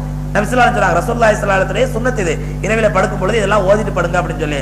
ஆனா இன்னைக்கு நம்மளோட பெரிய முசீபத் என்ன அப்படின்னு சொன்னா, அப்படியே படுத்துக்கிட்டே பெட்ல படுத்துக்கிட்டே அப்படியே டிவி பாக்குறது, டிவியை பார்த்துட்டு அப்படியே அதுல ஆட்டோ ஆஃப் அரை மணி நேரம் 1 மணி நேரத்துக்கு ஆட்டோ ஆஃப் வைக்கிறது, அந்த ஆட்டோ ஆஃப்ல வச்சுக்கிட்டு இல்லாத முசீபத்து பிடிச்ச இதெல்லாம் பார்த்துட்டு அப்படியே தூங்குறது. தூங்கினா மறுநாள் காலைல ஃபஜ்ர் தவிர அஜர்த்து உயிரை போட்டு வாங்குறது. அஜராத் ராத்திரில கனவுல பேய் பிசாசுலாம் வருது, அஜராத் பேய் பிசாசியா வருது, என்னென்னமோ பயம் வருது. ஏன் வராது? இந்த மாதிரி டிவி பார்த்துட்டு மலக்குமார்கள் ஜிப்ரீல் அலைஹிஸ்ஸலாம், மீகாயில் அலைஹிஸ்ஸலாம் வருவாங்க, மலக்குமார்கள் வருவாங்க, பேய் பிசாசு தான் வரும். அப்ப இரவுல படுக்கும் பொழுது முறையா ஒது செஞ்சுட்டு இந்த சூறாக்களை ஓதி உடம்புல தடவிட்டு முறையா படுக்க. பெருமானார் ஸல்லல்லாஹு அலைஹி வஸல்லம் வலது பக்கம் கையை வச்சு அழகான துவா, அல்லாஹும்ம இன்னி ஃபவ்வல்து அம்ரி இலைக்க வ வஜ்ஜஹது வஜ்ஹி இலைக்க வ அஸ்லம்து நஃப்ஸி இலைக்க. ரசூலுல்லாஹ் அழகான துவா, யா அல்லாஹ், நான் இத படுக்கும் பொழுது ரசூலுல்லாஹ் சொல்றாங்க, யா அல்லாஹ் என்னுடைய உயிரை நான் உன்னிடத்தில் ஒப்படைத்து விட்டேன், என்னுடைய எல்லா பொறுப்புகளையும் உன்னிடத்தில் பொறுப்பு சாட்டி விட்டேன், என்னுடைய முகத்தை உன் பக்கம் திருப்பி விட்டேன். ஆமன்து பி கிதாபிக்கல்லதி அன்ஸல்த பி ரசூலிக்கல்லதி அர்ஸல்த, நீ இறக்கி வைத்த வேதத்தை நான் ஈமான் கொண்டேன், நீ அனுப்பிய ரசூலை ஈமான் கொண்டேன் அப்படிங்கிற துவா ஓதிட்டு படுங்க. இன்ஷா அல்லாஹ் ரசூலுல்லாஹி சொல்றாங்க, அந்த நிலையிலே நீங்கள் படுக்கும் பொழுது அந்த நிலையில உங்களுடைய உயிர் பிரிந்தால் அல்லாஹ் ரப்பல் ஆலமீன் அந்த உயிரை நேரடியா சொர்க்கத்துக்கு அனுப்புறான், எந்த கேள்வி இல்லாம அப்படிங்கிறாங்க. அப்ப இவ்வளவு அழகான துவா நமக்கு சொல்லி தந்திருக்க, நிம்மதிக்கும் ராகத்துக்கும் வழி ரசூலுல்லாஹ் சொல்லி கொடுத்திருக்க. நாம அதை செய்யாம அங்க டிவியை பார்த்துக்கிட்டு, கிரிக்கெட்டை பார்த்துக்கிட்டு, ஃபுட்பாலை பார்த்துக்கிட்டு, இல்ல ஆபாசமான டான்ஸை பார்த்துக்கிட்டு, சினிமாவை பார்த்துக்கிட்டு அப்படியே தூங்கிட்டு காலையில முடிச்ச உடனே எனக்கு ஜிப்ரீல் அலைஹிஸ்ஸலாம், மீகாயில் அலைஹிஸ்ஸலாம் வரணும், எப்படி வருவாங்க கனவுல? பேய் பிசாசு தான் வரும், பயமுறுத்துற மாதிரி தான் வரும். அஜர்த்து உயிரை போட்டு வாங்குறது. அஜர்த்து இப்படி ஒரு கனவு கொண்டு அதுக்கு என்ன அர்த்தம்? இப்படி ஒரு கனவு கொண்டு அதுக்கு என்ன அர்த்தம்? என்ன அர்த்தம்னா நீ நைட்ல டிவி பாக்குறேன்னு அர்த்தம். இந்த மாதிரிலாம் பேய் பிசாசு கனவு கொண்டா ராத்திரி டிவி பார்த்துட்டே தூங்குறேன்னு அர்த்தம். பெருமானார் ஸல்லல்லாஹு அலைஹி வஸல்லம் தன்னுடைய அருமை மகள் ஃபாத்திமா ரலியல்லாஹு தஆலா அன்ஹாவுக்கு இந்த மாதிரி அழகான சுன்னத்தான திக்ர்களை கற்றுக் கொடுத்து அந்த முறைப்படி தூங்குமா, அல்லாஹ் சுப்ஹானஹு வ தஆலா உன்னுடைய உடல் வெளியெல்லாம் லேசாக்கிடுவான் அப்படின்னு சொல்லி ரசூலுல்லாஹ் சொல்லி கொடுக்குறாங்க. இப்படி அவங்களுடைய ஃபாத்திமா ரலியல்லாஹு தஆலாவுடைய வாழ்க்கை போய்கிட்டு இருக்கும் பொழுது உஹது போர்ல அன்னை ஃபாத்திமா ரலியல்லாஹு தஆலா கலந்துக்கிறாங்க. உஹது போர்ல ஃபாத்திமா ரலியல்லாஹு தஆலா செஞ்ச பெரிய வேலை என்ன அப்படின்னு சொன்னா, பெருமானார் ஸல்லல்லாஹு அலைஹி வஸல்லத்துக்கு உஹது போர்ல வந்து பல்லு ஷஹீதாச்சு சொல்லியிருக்கோம், ரத்த பகாயம் வந்துச்சு சொல்லி. உடனே அன்னை ஃபாத்திமா ரலியல்லாஹு என்ன பண்றாங்கன்னு சொன்னா, வேகமா ஓடி போய் அவங்க எங்கே அந்த மருத்துவத்தை படிச்சாங்கன்னு தெரியல, ஆனா பெருமானார் ஸல்லல்லாஹு பின்னாடி சொல்றாங்க, அந்த மருத்துவம் ஃபாத்திமாவுடைய மருத்துவம் மிக சிறந்த மருத்துவம்ன்றாங்க. இன்னைக்கும் கிராமங்கள்ல அந்த மருத்துவம் இருக்குது. என்னன்னு சொன்னா, ரத்த காயம் பட்ட உடனே அன்னை ஃபாத்திமா ரலியல்லாஹு என்ன பண்ணாங்க, ரசூலுல்லாஹ்வுடைய கடவா பல் உடைஞ்சு ரத்தம் வர ஆரம்பிச்சுன்னு சொன்ன உடனே தன்னுடைய துணியினுடைய ஒரு பகுதியை கிழிச்சாங்க. கிழிச்சு அதை தீ வச்சாங்க. தீ வச்சு கொளுத்தி என்ன பண்ண, கரியாக்குனாங்க. கரியாக்கி அதுல கொஞ்சம் சுண்ணாம்பை தடவை என்ன பண்ணாங்க, அந்த கரியையும் சுண்ணாம்பையும் ஃபாத்திமா ரலியல்லாஹு தஆலா ரசூலுல்லாஹ்வுடைய காயத்துக்கு மட்டுமல்ல, எந்தெந்த சஹாபாக்கள் போர்க்களத்துல சொல்ல வேண்டியதே இல்லை, எவ்வளவு காயம் படுவாங்க, ரத்த காயம், எல்லா காயத்துக்கும் அதை மருந்தாக தடவினாங்க. அந்த அந்த துணியை எரிச்சு என்ன பண்ணாங்க, ஒரு சில ரிவாயத்துல வருது மரக்கட்டை எரிச்சாங்க அப்படின்னு சொல்லி. வந்து ஏதோ ஒரு கறி, மரக்கட்டையோ துணியோ ஏதோ ஒரு கரியை எரிச்சு அந்த கரியில என்ன பண்ணாங்க, சுண்ணாம்பை தடவி. அதாவது கரிங்கிறது வந்து கார்பன், இன்னைக்கு மருத்துவ ரீதியா பாக்குறதா இருந்தா கரிங்கிறது என்னது, ஒரு கார்பன். சுண்ணாம்பும் அது ஒரு மருத்துவ ரீதியான ஒரு வேதிப்பொருள். அந்த ரெண்டையும் கலந்து அந்த காயத்துல தடவும் பொழுது பெருமானார் ஸல்லல்லாஹு அலைஹி வஸல்லம் ஃபாத்திமாவுடைய மருந்து பரவாயில்லை, நல்ல வேலை செய்யுது அப்படிங்கிறாங்க. ஓது போர் முடிஞ்ச பிறகு அதுக்கப்புறம் நிறைய சஹாபாக்கள் ரத்த காயம் பட்டா இதையே மருந்தாக பயன்படுத்துறாங்க. இன்னைக்கும் கிராமங்கள்ல இருக்குது. நம்ம சிட்டியில தான் அந்த பழக்கம் எல்லாம் போச்சு. ரத்த காயப்பட்ட உடனே பேண்டேஜ் எடு, அந்த ஆயின்மெண்ட் இந்த ஆயின்மெண்ட் எடுத்துரும் சார். கிராமங்கள்ல இன்னைக்கு அந்த நாட்டுப்புற முறையில அந்த முறை இருக்குது. இது அன்னை ஃபாத்திமா ரலியல்லாஹு தஆலா, அவங்க யார்ட்டையும் படிச்சதா எந்த ஆதாரம் இல்லை. அன்னை ஃபாத்திமா ரலியல்லாஹு தஆலா முதல்ல அறிமுகப்படுத்தின ஒரு மருத்துவம் இது. ரத்த காயத்திற்கு கரியையும் சுண்ணாம்பையும் வச்சு தடவணும் அப்படின்னு சொல்லி இது உஹது போர்ல அன்னை ஃபாத்திமா ரலியல்லாஹு தஆலா ரசூலுல்லாஹி ஸல்லல்லாஹு அலைஹி வஸல்லம் அவர்களுக்கு மற்ற சஹாபாக்களுக்கும் தடவுனாங்க. ஃபாத்திமா ரலியல்லாஹு தஆலா ரசூலுல்லாஹி ஸல்லல்லாஹு அலைஹி வஸல்லம் மேல எவ்வளவு பாசம் எவ்வளவு அன்பா இருந்தாங்க அப்படின்னு சொன்னா, ஒரு நாள் அன்னை ஃபாத்திமா ரலியல்லாஹு தஆலா ரசூலுல்லாஹி ஸல்லல்லாஹு அலைஹி வஸல்லம் 2-3 நாளா காணோம். 2-3 நாளா நபி ஸல்லல்லாஹு அலைஹி வஸல்லம் காணோம். சஹாபாக்கள் ஒரே தேடுறாங்க, ரசூலுல்லாஹ் எங்க போனாங்க தெரியல, மக்கால வச்சு எங்க போனாங்கன்னு தெரியலையே அப்படின்னு சொல்லி. அப்ப அன்னை ஃபாத்திமா ரலியல்லாஹு தஆலா கடுமையா வேதனைப்பட்டு தேடுறாங்க, ரசூலுல்லாஹி ஸல்லல்லாஹு அலைஹி வஸல்லம் தேடி அலைஞ்சிட்டு இருக்காங்க. அந்த நேரத்துல 2 நாளைக்கு பிறகு ஹஜ்ரத் ரசூலுல்லாஹி ஸல்லல்லாஹு அலைஹி வஸல்லம் அன்னை ஃபாத்திமா ரசூலுல்லாஹ்வுடைய வீட்டுக்கு வர்றாங்க. ரசூலுல்லாஹி ஸல்லல்லாஹு அலைஹி வஸல்லம் வீட்டுக்கு வர்றாங்க. வரும்போது ரசூலுல்லாஹ்வுடைய கோலத்தை பார்த்துட்டு ஃபாத்திமா ரலியல்லாஹு தஆலா அப்படியே கண்ணீர் விட்டு அழுகுறாங்க. என்ன கோலம் அப்படின்னு சொன்னா, அப்படியே தலையெல்லாம் பரட்டையா இருக்குது. யாருக்கு? நபி ஸல்லல்லாஹு அலைஹி வஸல்லம் தலையெல்லாம் பரட்டையா இருக்குது, அழுக்கடைஞ்ச ஆடை அப்படியே புழுதி எரிப்பே இருக்குது. இந்த நிலைமையை பார்த்துட்டு அன்னை ஃபாத்திமா ரலியல்லாஹு தஆலா கண்ணீர் விட்டு அழுகுறாங்க ரசூலுல்லாஹ் இந்த கோலத்தை பார்த்துட்டு.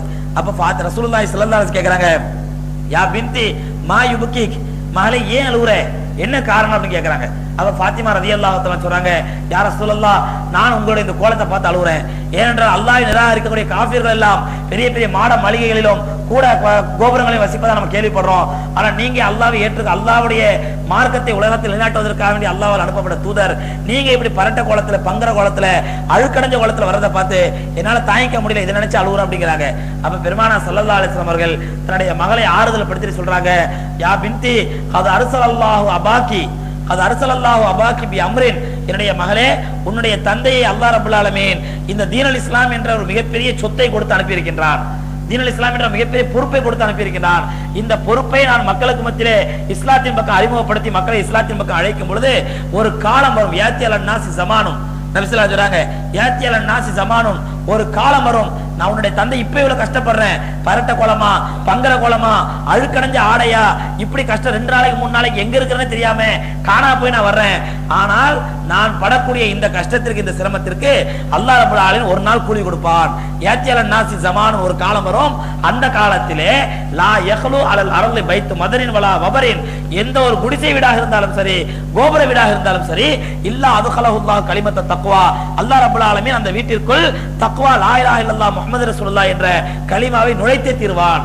எந்த வீடா இருந்தாலும் சரி எல்லா வீட்டுக்குள்ள இந்த கலிமா போய் என்ன பண்றோம், போய் சேர்ந்துரும். அதாவது இஸ்லாமிய அழைப்பு எனக்கு கிடைக்கல, எனக்கு லா இலாஹா இல்லல்லாஹ் முஹம்மது ரசூலுல்லாஹ்ங்கற கலிமா எனக்கு கிடைக்கலன்னு சொல்லி யாருமே சொல்ல முடியாது. எல்லா வீட்டுக்குள்ள அல்லாஹ் ரப்பல் ஆலமீன் இந்த கலிமாவை நுழைத்தே தீர்வார்.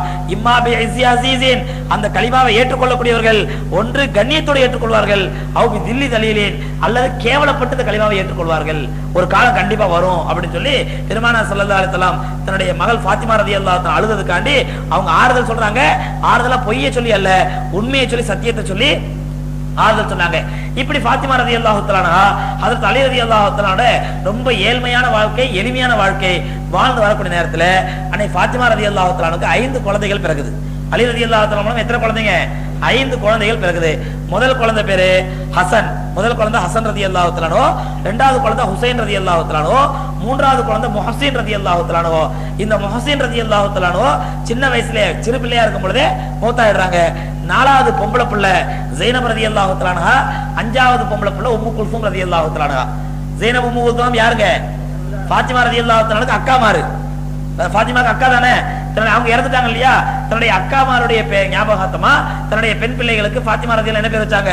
ஸைனப் ரலியல்லாஹு தஆலான்னு சொல்லியும் உம்மு குல்சூம் ரலியல்லாஹு தஆலான்னு சொல்லி பேர் வச்சாங்க. இப்படி ஃபாத்திமா ரலியல்லாஹு தஆலா வாழ்க்கை சுமூகமா போய்கிட்டு இருக்கும் பொழுது அவங்களுடைய நடைமுறை பாவனை எல்லாமே எப்படி இருக்கும் அப்படின்னு சொன்னா, முழுக்க முழுக்க ஹஜ்ரத் ரசூலுல்லாஹி ஸல்லல்லாஹு அலைஹி வஸல்லம் மாதிரியே இருக்கும்.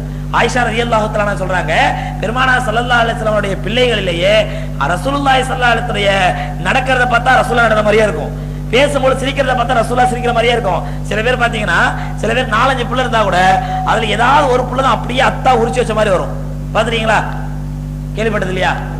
அப்படியே அத்தா உரிச்சு வச்ச மாதிரி இருக்கும். அவர் சிரிச்சா அவங்க அத்தா சிரிச்ச மாதிரி இருக்கும், நடந்தா அவங்க அத்தா நடந்த மாதிரி இருக்கும். அன்னை ஆயிஷா ரலியல்லாஹு தஆலா சொல்றாங்க, அப்படி பெருமானார் ஸல்லல்லாஹு அலைஹி வஸல்லம் அவர்களுக்கு எல்லா விதத்திலும் நடை உடை பாவனை எல்லாத்திலையும் ஒரே மாதிரி இருக்குது. யார் தான் இருப்பாங்க? அன்னை ஃபாத்திமா ரலியல்லாஹு தஆலா தான் இருப்பாங்க அப்படின்னு சொல்லி அன்னை ஆயிஷா ரலியல்லாஹு தஆலா சொல்றாங்க.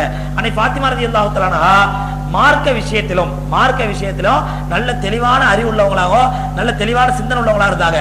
ஒரு முறை அலி ரலியல்லாஹு தஆலா என்ன பண்றாங்க, வீட்டுக்கு வர்றாங்க. வீட்டுக்கு வந்து சாப்பிட ஏதாவது இருக்குதான்னு கேட்கறாங்க ஃபாத்திமா ரலியல்லாஹு தஆலாட்ட. அப்ப ஃபாத்திமா சொல்றாங்க, குர்பானி கறி இது போட்டு வச்சிருக்கிறேன், உப்பு கண்டம் போட்டு வச்சிருக்கிறேன் அப்படின்னு சொல்லி அந்த உப்பு கண்டம் போட்ட குர்பானி கறியை எடுத்து ஹதரத் அலி ரலியல்லாஹு தஆலா கொடுக்குறாங்க. எதங்க சாப்பிட என்ன கொடுக்குறாங்க? உப்பு கண்டம். நமக்கு நீ உப்பு கண்டம் எதுக்காண்டி பயன்படுத்துங்க? உப்பு கண்டம் எதுக்காண்டி பயன்படுத்துவோம்? நல்லா சாப்பிடுறதுக்காண்டி. சாப்பாட்டை உள்ள இருக்கக்கூடிய ஒரு மருந்து ஊறுகாய் உப்பு கண்டம். ஆனா அங்க உப்பு கண்டத்தை தான் சாப்பாடாவே சாப்பிட்டாங்க. பசிக்கு உணவாவே எடுத்து சாப்பிட்டாங்க, உப்பு கண்டத்தை தான் சாப்பிட்டாங்க. உப்பு கண்டத்தை வச்ச உடனே அலி ரலியல்லாஹு தஆலா யோசிக்கிறாங்க. அலி ரலியல்லாஹு யோசிக்கிறாங்க, இல்லையே உப்பு கண்டம் சாப்பிடக்கூடாது, ரசூலா தடுத்துட்டாங்களே, உப்பு கண்டம் சாப்பிடக்கூடாது அப்படிங்கிறாங்க. அப்ப நீ ஃபாத்திமா ரலியல்லாஹு தஆலா சொல்றாங்க, அது ஆரம்ப காலத்துல, பின்னாடி ரசூலா அனுமதி கொடுத்துட்டாங்க. பெருமானார் ஸல்லல்லாஹு அலைஹி வஸல்லம் ஆரம்ப காலத்துல குர்பானி கறியை சேமித்து வைப்பதை தடை செஞ்சாங்க. குர்பானி கொடுத்தீங்கன்னா ஒண்ணு அன்றைக்கு சாப்பிட வேண்டிய சாப்பிடணும், மீதி எல்லாத்தையும் தர்மம் பண்ணணும். என்ன பண்ண கூடாது? சேமிச்சு வைக்கிறது, ஃப்ரிட்ஜில் வைக்கிறதோ அல்லது உப்பு கண்டம் போட்டு வைக்கிறதோ கூடாது அப்படின்ட்டாங்க ரசூலுல்லாஹ். பின்னாடி ரசூலுல்லாஹ் என்ன பண்ணிட்டாங்கன்னு சொன்னா பெர்மிஷன் கொடுத்துட்டாங்க. நம்ம எவ்வளவு ராத்தா போச்சு பாத்தீங்களா? பெர்மிஷன் கொடுக்கணும், என்ன ஆகிக்கணும், எவ்வளவு கரியா இருந்தாலும் எல்லாத்தையும் கொடுத்துருவோம். இல்லைன்னா நம்ம என்ன பண்ணோம், ஹஜ்ஜி பெருநாள் முடிஞ்சா 10 நாள் வரலும் ஃப்ரிட்ஜ் பூரா கரியா தான் இருக்கும். பாக்குறமா இல்லையா? ஒரு நாளைக்கு தலை, ஒரு நாளைக்கு குடலு, ஒரு நாளைக்கு காலு, ஒரு நாளைக்கு கை, ஒரு நாளைக்கு தோல்லாம் சாப்பிடுறது இல்லையோ. சரி, இப்படி கொஞ்சம் விட்டு அதை அனுமதிக்க தான் அதையும் சாப்பிட்டுருப்போம். 10-15 நாளைக்கு வந்து வெறும் கரியா தான் இருக்கும் குர்பானி கொடுத்தா. ஏன்னா நபி ஸல்லல்லாஹு அலைஹி வஸல்லம் பின்னாடி அனுமதி கொடுத்துட்டாங்க, நீங்க வந்து குர்பானி குறிய சேமிச்சு வச்சுக்கலாம், உப்பு கண்டம் போடலாம், அனுமதி கொடுத்துட்டாங்க. ஆனா ஆரம்ப காலத்துல ரசூலுல்லாஹ் தடை செஞ்சிருந்தாங்க. அதை வச்சு அதற்கு அலி ரலியல்லாஹு தஆலா சொல்றாங்க, இல்லையே ரசூலுல்லாஹ் தடை செஞ்சிருக்காங்களே, குர்பானி குறிய சாப்பிடக்கூடாது, சேமிச்சு வச்ச குர்பானி கறி அப்படிங்கிறாங்க. அப்ப நீ ஃபாத்திமா ரலியல்லாஹு தஆலா சொன்னாங்க, இல்ல நபி ஸல்லல்லாஹு அலைஹி வஸல்லம் பின்னாடி பெர்மிஷன் கொடுத்தாங்க, உங்களுக்கு தெரியாதா அப்படின்னு சொல்லிட்டு ஃபாத்திமா ரலியல்லாஹு தஆலா சொன்னோட அலி ரலியல்லாஹு அதை கபூல் செஞ்சு அதை சாப்பிடுறாங்க. இப்படி அதே மாதிரி ஒரு முறை நபி ஸல்லல்லாஹு அலைஹி வஸல்லம் ஆரம்ப காலத்துல என்ன சொன்னாங்கன்னா, அல் வுதுஉ மிம்மா மஸ்ஸத்தின் நார், அல் வுதுஉ மிம்மா மஸ்ஸத்தின் நார் அப்படின்னு ஒரு ஹதீஸ் ஒன்று இருந்துச்சு. என்னன்னு சொன்னா, ஒரு சட்டம், நம்ம சாப்பிடுறோம் இல்லையா, உது செஞ்சுட்டு ஏதாவது பொருளை சாப்பிடுறோம், சாப்பிட்டா உது முடியுமா? ஏதாவது பொருளை சாப்பிட்டா உது முடியுமா? முடியாது. ஆனா ஆரம்ப காலத்துல என்ன சட்டம் சொன்னா, இயற்கையான பொருட்களை சாப்பிட்டா உது முடியாது. உதாரணம் பழம், பச்சை காய்கறி, இந்த பேரிச்சம்பழம், இந்த மாதிரி மத்த பழங்கள், தண்ணி, சர்பத்து, இந்த மாதிரி இயற்கையான பொருள்களை குடிச்சா என்ன ஆகாது, உது முடியாது. ஆனால் நெருப்பினால் சூடாக்கப்பட்டு விட்டால் அந்த பொருளை சாப்பிட்டா உது முறிஞ்சிடும். டீ குடிக்கிறோம், பாலை காய்ச்சி குடிச்சோம், அல்லது கறி சாப்பிட்டோம், மீன் சாப்பிட்டோம், காய்கறி வேக வச்ச காய்கறி சாப்பிட்டோம், சோறு சாப்பிட்டோம், இதெல்லாம் என்ன ஆயிடுங்க? இது ஆரம்ப காலத்துல இந்த சட்டம், இப்போ உள்ள சட்டம் இல்ல. ஆரம்ப காலத்துல இந்த சட்டம் என்னன்னு சொன்னா, அதாவது இயற்கையான பொருளை, நெருப்பு படாம பொருளை சாப்பிட்டா ஒது முடியாது. நெருப்பு பட்ட பொருளை சாப்பிட்டா, அதாவது நெருப்பினால் சுட வைக்கப்பட்ட வேக வைக்கப்பட்ட பொருளை சாப்பிட்டா ஒது என்ன ஆயிடும், முறிஞ்சிடும் அப்படிங்கிறது ஆரம்பத்துல உள்ள சட்டம். அதுக்கு பிறகு மாறிடுச்சு. அதுக்கு பிறகு ரசூலுல்லாஹி ஸல்லல்லாஹு அலைஹி வஸல்லம் மாறிட்டாங்க, தப்பு கிடையாது. ஏன்னா நபி ஸல்லல்லாஹு அலைஹி வஸல்லம் கேக்குறாங்க, அப்படின்னா சுடுதண்ணியால ஒழிச்சிரும், சுடுதண்ணியால ஒழிச்சிரும்ல, அது நெருப்பு பட்டது, அதாலே உதவு செய்யறோம் அப்படின்ட்டு அதை மாத்திட்டாங்க. ஹைர். அப்ப ஃபாத்திமா ரலியல்லாஹு தஆலா வீட்டுல நபி ஸல்லல்லாஹு அலைஹி வஸல்லம் ஒரு முறை என்ன பண்றாங்க, கறி சாப்பிடுறாங்க. ஃபாத்திமா ரலியல்லாஹு கறி சமைச்சு வைக்கிறாங்க. அப்ப கறி சாப்பிடுறாங்க. கறி சாப்பிடும் பொழுது, கறி சாப்பிட்டோன்னா தொழுகைக்கு நேரமாச்சு, ரசூலுல்லாஹி அப்படியே எழுச்சி போறாங்க. எழுச்சி போன உடனே ஃபாத்திமா ரலியல்லாஹு என்ன பண்றாங்க, ரசூலுல்லாஹுடைய மேலாடையை பிடிச்சி இழுக்கிறாங்க, அவங்களுடைய துணியை பிடிச்சி இழுக்கிறாங்க.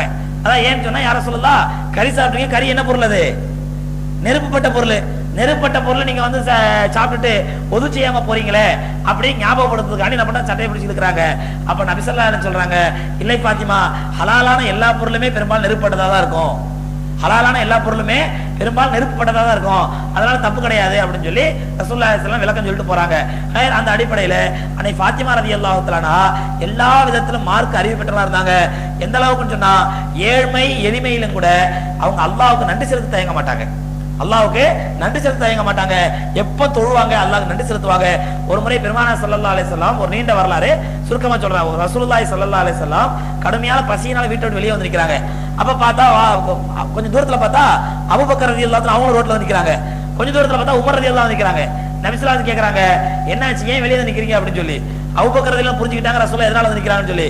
சொன்னாங்க, அஹ்ரஜனா மிம்மா அஹ்ரஜக யா ரசூலல்லாஹ், யா ரசூலல்லாஹ் உங்களை எது உங்களுடைய வீட்டை விட்டு வெளியாக்கியதோ அதுதான் எங்களையும் எங்களுடைய வீட்டை விட்டு வெளியாக்கியது.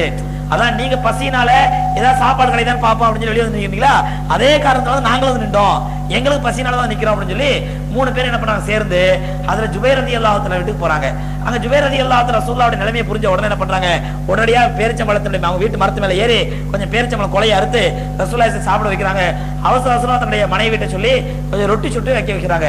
பெருமானார் ஸல்லல்லாஹு அலைஹி வஸல்லம் அதை எடுத்து ஒரு பேரிச்சம்பழத்தை சாப்பிட்டுட்டு கொஞ்சம் ரொட்டி எடுத்து அதுல கொஞ்சம் பேரிச்சம்பழத்தை வச்சு ஜுபைர் ரலியல்லாஹு தஆலா கொடுத்து என்னுடைய மகள் ஃபாத்திமாட்ட கொடுத்துருவாங்க. ஏன்னா ஃபாத்திமா 3 நாளா பட்னியா இருக்குது, 3 நாளா பட்னியா இருக்கு, சாப்பிடுறது வழி இல்ல, அது கொஞ்சம் கொடுத்துருவாங்க. ரசூலுல்லாஹி ஸல்லல்லாஹு அலைஹி வஸல்லம் ஃபாத்திமா ரலியல்லாஹு தஆலா கொடுத்து அனுப்புறாங்க. இப்படி ஃபாத்திமா ரலியல்லாஹு தஆலாவுடைய வாழ்க்கை சுமூகமா போயிட்டு இருக்கும் பொழுது அவங்களுடைய வாழ்க்கையில அலி ரலியல்லாஹு தஆலா மூலமா திடீர்னு ஒரு பிரச்சனை வருது. அந்த பிரச்சனையை ரசூலுல்லாஹி ஸல்லல்லாஹு அலைஹி வஸல்லம் ரொம்ப ஸ்ட்ரிக்ட்டா அழகான முறையில் கையாண்டு அந்த பிரச்சனையை சால்வ் பண்ணாங்க. அதுக்கப்புறம் பெருமானார் அலி ஃபாத்திமா ரலியல்லாஹு தஆலா ஹயாத்தா இருக்கிறவர்களும் எந்த பிரச்சனையும் வரல. அது என்ன பிரச்சனை, அதை ரசூலுல்லாஹ் எப்படி சால்வ் பண்ணாங்க, இன்ஷாஅல்லாஹ் நாளைக்கு பார்க்கலாம்.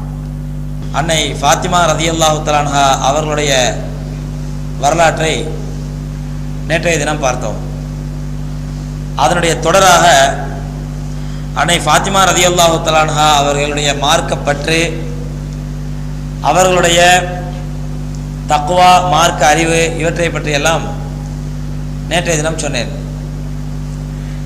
ஃபாத்திமா ரலியல்லாஹு தஆலா அவர்களுக்கும் அலி ரலியல்லாஹு தஆலா அவர்களுக்கும் ரசூலுல்லாஹி ஸல்லல்லாஹு அலைஹி வஸல்லம் அவர்கள் திருமணம் முடித்து வைத்து அவருடைய வாழ்க்கையினுடைய பரக்கத்துக்காக ரசூலுல்லாஹி ஸல்லல்லாஹு அலைஹி வஸல்லம் அவர்கள் துஆ செய்து வந்து 2 பேரும் சந்தோஷமாக வாழ்ந்து வந்த நேரத்திலே அன்னை ஃபாத்திமா ரலியல்லாஹு தஆலாவுடைய வாழ்க்கையிலே ஒரு பிரச்சனை ஒன்று குறுக்கிடுகின்றது. நேற்றைய தினம் சொன்னேன். அந்த பிரச்சனை என்னவென்றால், அலி ரலியல்லாஹு தஆலா ஃபாத்திமா ரலியல்லாஹு தஆலாவுடைய வாழ்க்கையிலே அலி ரலியல்லாஹு தஆலா அவர்களுக்கு அபூ ஜஹலுடைய மகளை 2வது திருமணமாக செய்வதற்கு பெண் கேட்டு வருகிறார்கள். அபூ ஜஹலுடைய வாரிசுதாரர்கள் அபூ ஜஹலுடைய மகளை 2வது திருமணம் செய்வதற்காக, மறுமணம் செய்வதற்காக அலி ரலியல்லாஹு தஆலா இடத்திலே பெண் கேட்டு வருகிறார்கள். அலி ரலியல்லாஹு தஆலா அவர்களும் ரசூலுல்லாஹி ஸல்லல்லாஹு அலைஹி வஸல்லம் கேட்டுதான் சொல்லுவேன் என்று சொல்லிவிட்டாலும் கூட அவர்களுக்கு உள்ளத்திலே லேசான ஒரு ஆசை இருந்தது. அபூ ஜஹலுடைய மகளை நாம் திருமணம் செய்து கொண்டால் என்ன என்று ஒரு லேசான ஒரு ஆசை இருந்தது. இதை அறிந்து கொண்ட ரசூலுல்லாஹி ஸல்லல்லாஹு அலைஹி வஸல்லம் அவர்கள் இது ஃபாத்திமா ரலியல்லாஹு தஆலா வாழ்க்கையிலே பெரிய ஒரு சுழல் காற்றை வீசுகிறது. கணவன் மனைவி சந்தோஷமா இருக்கும் பொழுது கணவன் 2வது கல்யாணம் பண்ணு சொன்ன சொல்ல ஆரம்பிச்சிட்டாருன்னா மனைவியுடைய மனநிலை எப்படி இருக்குங்கிறது எல்லாத்துக்கும் தெரியும். அப்ப அலி ரலியல்லாஹு தஆலா அபூ ஜஹலுடைய மகளை 2வது கல்யாணமா பண்ண அவங்களுக்கு பெண் கேட்டு வந்த உடனே, மாப்பிள்ளை கேட்டு வந்த உடனே அலி ரலியல்லாஹு தஆலா சரி இல்லைன்னு பதில் சொல்லலை. ஆனா அவங்களோட உள்ளத்துல லேசான ஒரு ஆசை ஒன்று வந்துருச்சு, நம்ம 2வது கல்யாணம் பண்ண என்ன அபூ ஜஹலுடைய மகளை அப்படின்னு சொல்லி. அப்பதான் பெருமானார் ஸல்லல்லாஹு அலைஹி வஸல்லம் அவர்கள் அலி ரலியல்லாஹு தஆலா கூப்பிட்டு சொல்கிறார்கள், இன்ன ஃபாத்திமா பிதாத்தும் மின்னி, ஃபாத்திமா என்னுடைய உடலினுடைய ஒரு சதை துண்டு, ஃபாத்திமா என்னுடைய உடலினுடைய ஒரு சதை துண்டு. ஃபமன் அஹப்பஹா ஃபகத் அஹப்பனி வமன் அபகதஹா ஃபகத் அபகதனி. யார் ஃபாத்திமாவை திருப்திப்படுத்தினாரோ சந்தோஷப்படுத்தினாரோ அவர் என்னை சந்தோஷப்படுத்தியவர் ஆவார். யார் ஃபாத்திமாவை கோபப்படுத்தினாரோ வேதனைப்படுத்தினாரோ அவர் என்னை வேதனைப்படுத்தியவர் ஆவார். நபி ஸல்லல்லாஹு அலைஹி சொல்றாங்க. சொல்லிட்டு சொல்றாங்க, யுரீத இப்னு அபி தாலிப், அபூ தாலிபுடைய மகனே, நீங்கள் ஃபாத்திமாவை திருமணம் அபூ ஜஹலுடைய மகளை திருமணம் முடிக்க ஆசைப்பட்டால் நீங்க தாராளமா ஃபாத்திமாவை தலாக் விட்டுட்டு நீங்க அபூ ஜஹலுடைய மகளை கல்யாணம் பண்ணிக்கலாம். ஏனென்றால் 2வது திருமணம் செய்யறதுங்கிறது ஷரியத் ஒரு கணவனுக்கு வழங்கிய ஒரு உரிமை. 2வது கல்யாணம் பண்றதுக்கு முதல் மனைவியுடைய பெர்மிஷன் வேணும், எழுத்துப்பூர்வமான அத்தன்டிக்கான ஆதாரம் வேணும்லாம் ஒன்றும் அவசியம் கிடையாது. 2வது கல்யாணம் பண்றதுங்கிறது ஒரு கணவனுடைய உரிமை. ஆனால் முதல் மனைவி அவளுக்கு ஷரியத் என்ன உரிமை வழங்கி இருக்கிறது என்றால், அப்படி 2வது கல்யாணம் பண்ணிக்கிட்டா என்ன தலாக்கு விட்டுருங்க என்று கேட்கறதுக்கு அவளுக்கு உரிமை உண்டு. முதல் மனைவிக்கு முதல் மனைவி பெர்மிஷன் கொடுக்கணுங்கிற அவசியம் இல்லை. ஆனா அந்த 2வது கல்யாணம் பண்ணிக்கிட்டா அந்த முதல் மனைவி என்ன கேட்கலாம், என்ன நீ விடுதலை செஞ்சிரு, என்ன தலாக்கு விட்டுரு, விட்டுட்டு 2வது கல்யாணம் இல்லை 3வது கல்யாணம் யாரும் பண்ணிக்கன்னு சொல்லலாம்.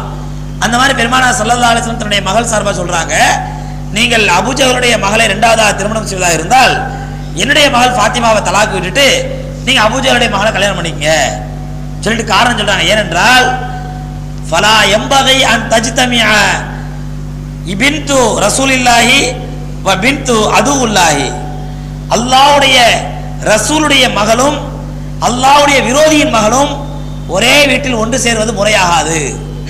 நபி ஸல்லல்லாஹு அலைஹி சொல்றாங்க, அல்லாஹ்வுடைய ரசூலுடைய மகளும் அல்லாஹ்வுடைய விரோதியுடைய மகளும் ஒரே வீட்டில் ஒன்று சேர்வது முறையாகாது. அதனால அப்படி உங்களுக்கு அபூஜஹலுடைய மகளை கல்யாணம் பண்ண ஆசை இருந்தா ஃபாத்திமா தலாக் விட்டு அபூஜஹலை கல்யாணம் பண்ணிக்கங்க. இல்லைன்னு சொன்னா நீங்க ஃபாத்திமாவோடு நிறுத்திக்கங்க. யார் ஃபாத்திமாவை வேதனைப்படுத்தினாரோ அவர் என்ன வேதனைப்படுத்தியவர் ஆவார் அப்படின்னு பெருமானார் ஸல்லல்லாஹு அலைஹி ரொம்ப ஸ்ட்ரிக்டா சொல்லிடுறாங்க. அதனால அலி ரலியல்லாஹு தஆலா அன்ஹு இந்த சம்பவத்திற்கு பிறகு அவர்கள் மறுமணம் செய்யறதுக்கு இரண்டாவது கல்யாணம் பண்ணதுக்கு பல வாய்ப்புகள் வந்து கூட அன்னை ஃபாத்திமா ரலியல்லாஹு தஆலா வஃபாத் ஆகும் வரை அலி ரலியல்லாஹு என்ன பண்ணல, இரண்டாவது கல்யாணமே பண்ணல. ஃபாத்திமா ரலியல்லாஹு தஆலா வஃபாத் ஆன பிறகுதான் அலி ரலியல்லாஹு கல்யாணம் பண்ணாங்க. யாரை கல்யாணம் பண்ணாங்க? யாருங்க? நேத்து சொன்னேன், நேத்தா முந்தானே சொன்னேன், உமாமா ஹஜ்ரத் ஸைனப் ரலியல்லாஹு தஆலாவுடைய மகள் உமாமா ரலியல்லாஹு தஆலாவை ரசூலுல்லாஹி அலி ரலியல்லாஹு என்ன பண்ணாங்க, கல்யாணம் பண்ணாங்கன்னு சொன்னேன். ஹைர், அப்போ அவங்க ஃபாத்திமா ரலியல்லாஹு தஆலா ஹயாத்தாக இருக்கும் வரை அலி ரலியல்லாஹு தஆலா அந்த எண்ணத்தையே எடுத்துட்டாங்க. ஹைர், இப்படி ஃபாத்திமா ரலியல்லாஹு தஆலா அவர்களை உடைய வாழ்க்கை ஹஜ்ரத் அலி ரலியல்லாஹு தஆலாவோட போயிட்டு இருக்கும் பொழுது ஃபாத்திமா ரலியல்லாஹு வரலாறுல வருது, ரொம்ப எளிமையானவர்கள். எந்த அளவுக்கு என்றால் தங்களுடைய வீட்டை ஃபாத்திமா ரலியல்லாஹு தஆலா ரொம்ப எளிமையா வச்சிருப்பாங்க. காரணம் என்ன அப்படின்னு சொன்னா பெருமானார் ஸல்லல்லாஹு அலைஹி வஸல்லம் அப்படி தர்பியத் படுத்தினாங்க. ஃபாத்திமாவை எளிமையாகவே இருக்கும்படி ரசூலுல்லாஹி ஸல்லல்லாஹு அலைஹி வஸல்லம் தர்பியத் படுத்தினாங்க. நேற்றைய தினம் உங்களுக்கு சொன்னேன், ஃபாத்திமா ரலியல்லாஹு தஆலா திருகையை அரைச்சி கையெல்லாம் கஷ்டப்பட்டு தண்ணி சுமந்து நெஞ்சி வலி வந்து அவங்களுக்கு ரசூலுல்லாஹி ஒரு அடிமையை கேட்கும் பொழுது நபி ஸல்லல்லாஹு அலைஹி வஸல்லம் என்ன சொன்னாங்க, ஒரு அடிமையை வச்சுக்கிட்டு கொடுக்கல, மாறாக 3 தஸ்பியாத்துகளை சொல்லி கொடுத்து இந்த தஸ்பியாத்தில இரவிலே ஓதும் பொழுது இரவிலே படுக்கும் பொழுது ஓதிட்டு படு, உனக்கு பகல் முழுவதும் செஞ்ச வேலையினுடைய களைப்பு போயிடும்னாங்க. இப்படி தன்னுடைய மகளை பெருமானார் ஸல்லல்லாஹு அலைஹி வஸல்லம் முழுக்க முழுக்க ரொம்ப எளிமையாகவும், அதாவது உலக பற்றே இல்லாமல் உலக ஆசையே இல்லாமல் ஆடம்பரம் இல்லாத நிலையில் தான் ஹஜ்ரத் ரசூலுல்லாஹி ஸல்லல்லாஹு அலைஹி வஸல்லம் தன்னுடைய அருமை மகளை தர்பியத் படுத்தினாங்க. அந்த அடிப்படையில் ஒரு நாள் அலி ரலியல்லாஹு தஆலா என்ன பண்றாங்க அப்படின்னு சொன்னா, தன்னுடைய மனைவிக்காக எங்கேயோ போய் சம்பாதிச்சு கஷ்டப்பட்டு தன்னுடைய மனைவிக்கு ஆசையா ஒரு தங்க மாலையை வாங்கிட்டு கொடுக்குறாங்க. ஒரு தங்க மாலையை வாங்கிட்டு வந்து கொடுக்குறாங்க. ஃபாத்திமா ரலியல்லாஹு தஆலா அந்த தங்க மாலையை கழுத்துல போட்டுக்கிட்டு பொதுவாக என்ன பண்ணுவாங்க, ரசூலுல்லாஹி ஸல்லல்லாஹு அலைஹி வஸல்லம் தகப்பன்ட்ட காட்டுவாங்க இல்லையா, கணவன் ஒரு மனைவிக்கு நகை வாங்கி கொடுத்தா பின்ன என்ன பண்ணுவாங்க, ஆசையை தன்னுடைய அம்மா தலை காட்டுவாங்க. அந்த மாதிரி ஃபாத்திமா ரலியல்லாஹு தஆலா நபி ஸல்லல்லாஹு அலைஹி வஸல்லம் வந்து யார சொல்லலாம், எனக்கு அலி ரலியல்லாஹு வாங்கிட்டு வந்த நகை அப்படின்னு சொல்லி தன்னுடைய கழுத்துல போட்டிருந்த தங்க செயினை காட்டுறாங்க. உடனே பெருமானார் ஸல்லல்லாஹு அலைஹி வஸல்லம் சொன்னாங்க, ஃபாத்திமாவே, என்ன மக்கள் எல்லாம் ரசூலுல்லாஹ்வுடைய மகள் நரகத்தினுடைய நெருப்பை தன்னுடைய கழுத்திலே மாட்டிக்கொண்டிருக்கிறார் என்று பேசுவதற்கு நீ வாய்ப்பு கொடுக்கிறாயா அப்படிங்கிறாங்க. அதான் ரசூலுல்லாஹ்வுடைய மகள் எவ்வளவு எளிமையா எவ்வளவு சாதகி வாழ்க்கை மேற்கொள்ளணும் அப்படின்னு சொன்னா, சாதாரணமான வாழ்க்கை மேற்கொள்ளணும் இருக்கும் பொழுது நீ ஒரு தங்கச்செயினை கழுத்துல போட்டுன்னு சொன்னா ரசூலுல்லாஹ்வுடைய மகள் நரகத்தினுடைய நெருப்பை தன்னுடைய கழுத்திலே அணிந்திருக்கிறார் என்று மக்கள் சொல்வதற்கு நீ வழிவகுக்கிறியே அப்படின்னு சொல்லி பெருமானார் ஸல்லல்லாஹு அலைஹி வஸல்லம் சொன்னாங்க. ரசூலுல்லாஹ்வுடைய இந்த அதிருப்தியை கேள்விப்பட்ட உடனே அன்னை ஃபாத்திமா ரலியல்லாஹு தஆலா அந்த நகையை எடுத்து விற்று அதனை தர்மம் செய்து விடுகிறார்கள். அல்லாஹ்வுடைய பாதையில தர்மம் பண்ணிடுறாங்க. அப்ப தன்னுடைய மகள் ஃபாத்திமா தன்னுடைய கழுத்துல ஒரு தங்க நகை அணிவதை கூட ரசூலுல்லாஹி ஸல்லல்லாஹு அலைஹி வஸல்லம் அனுமதிக்கல. ஏன், ரசூலுல்லாஹ்வுடைய மகள் எளிமையா இருக்கணும், ரொம்ப சாதாரண வாழ்க்கை மேற்கொள்ளணும், மற்றவங்கள மாதிரி பகட்டு ஆடம்பரம் வந்துடக்கூடாது அப்படிங்கிறதுல பெருமானார் ஸல்லல்லாஹு அலைஹி வஸல்லம் ரொம்ப கவனமா இருந்தாங்க. அதே மாதிரி ஒரு நாள் ரசூலுல்லாஹி ஸல்லல்லாஹு அலைஹி வஸல்லம் நீண்ட பயணம், ஒரு நாள் போருக்கு போய் திரும்ப வர்றாங்க. பொதுவாகவே ரசூலுல்லாஹி ஸல்லல்லாஹு அலைஹி வஸல்லம் வழமை என்ன அப்படின்னு சொன்னா, எந்த ஊருக்கு பிரயாணம் போனாலும் சரி கடைசியா பயணம் சொல்றது ஃபாத்திமா ரலியல்லாஹு தஆலா போய் பயணம் சொல்லுவாங்க. அவ்வளவு பாசம், எல்லாத்திலையும் பயணம் சொல்லிட்டு கடைசியா ஃபாத்திமா ரலியல்லாஹு தஆலா பயணம் சொல்லுவாங்க.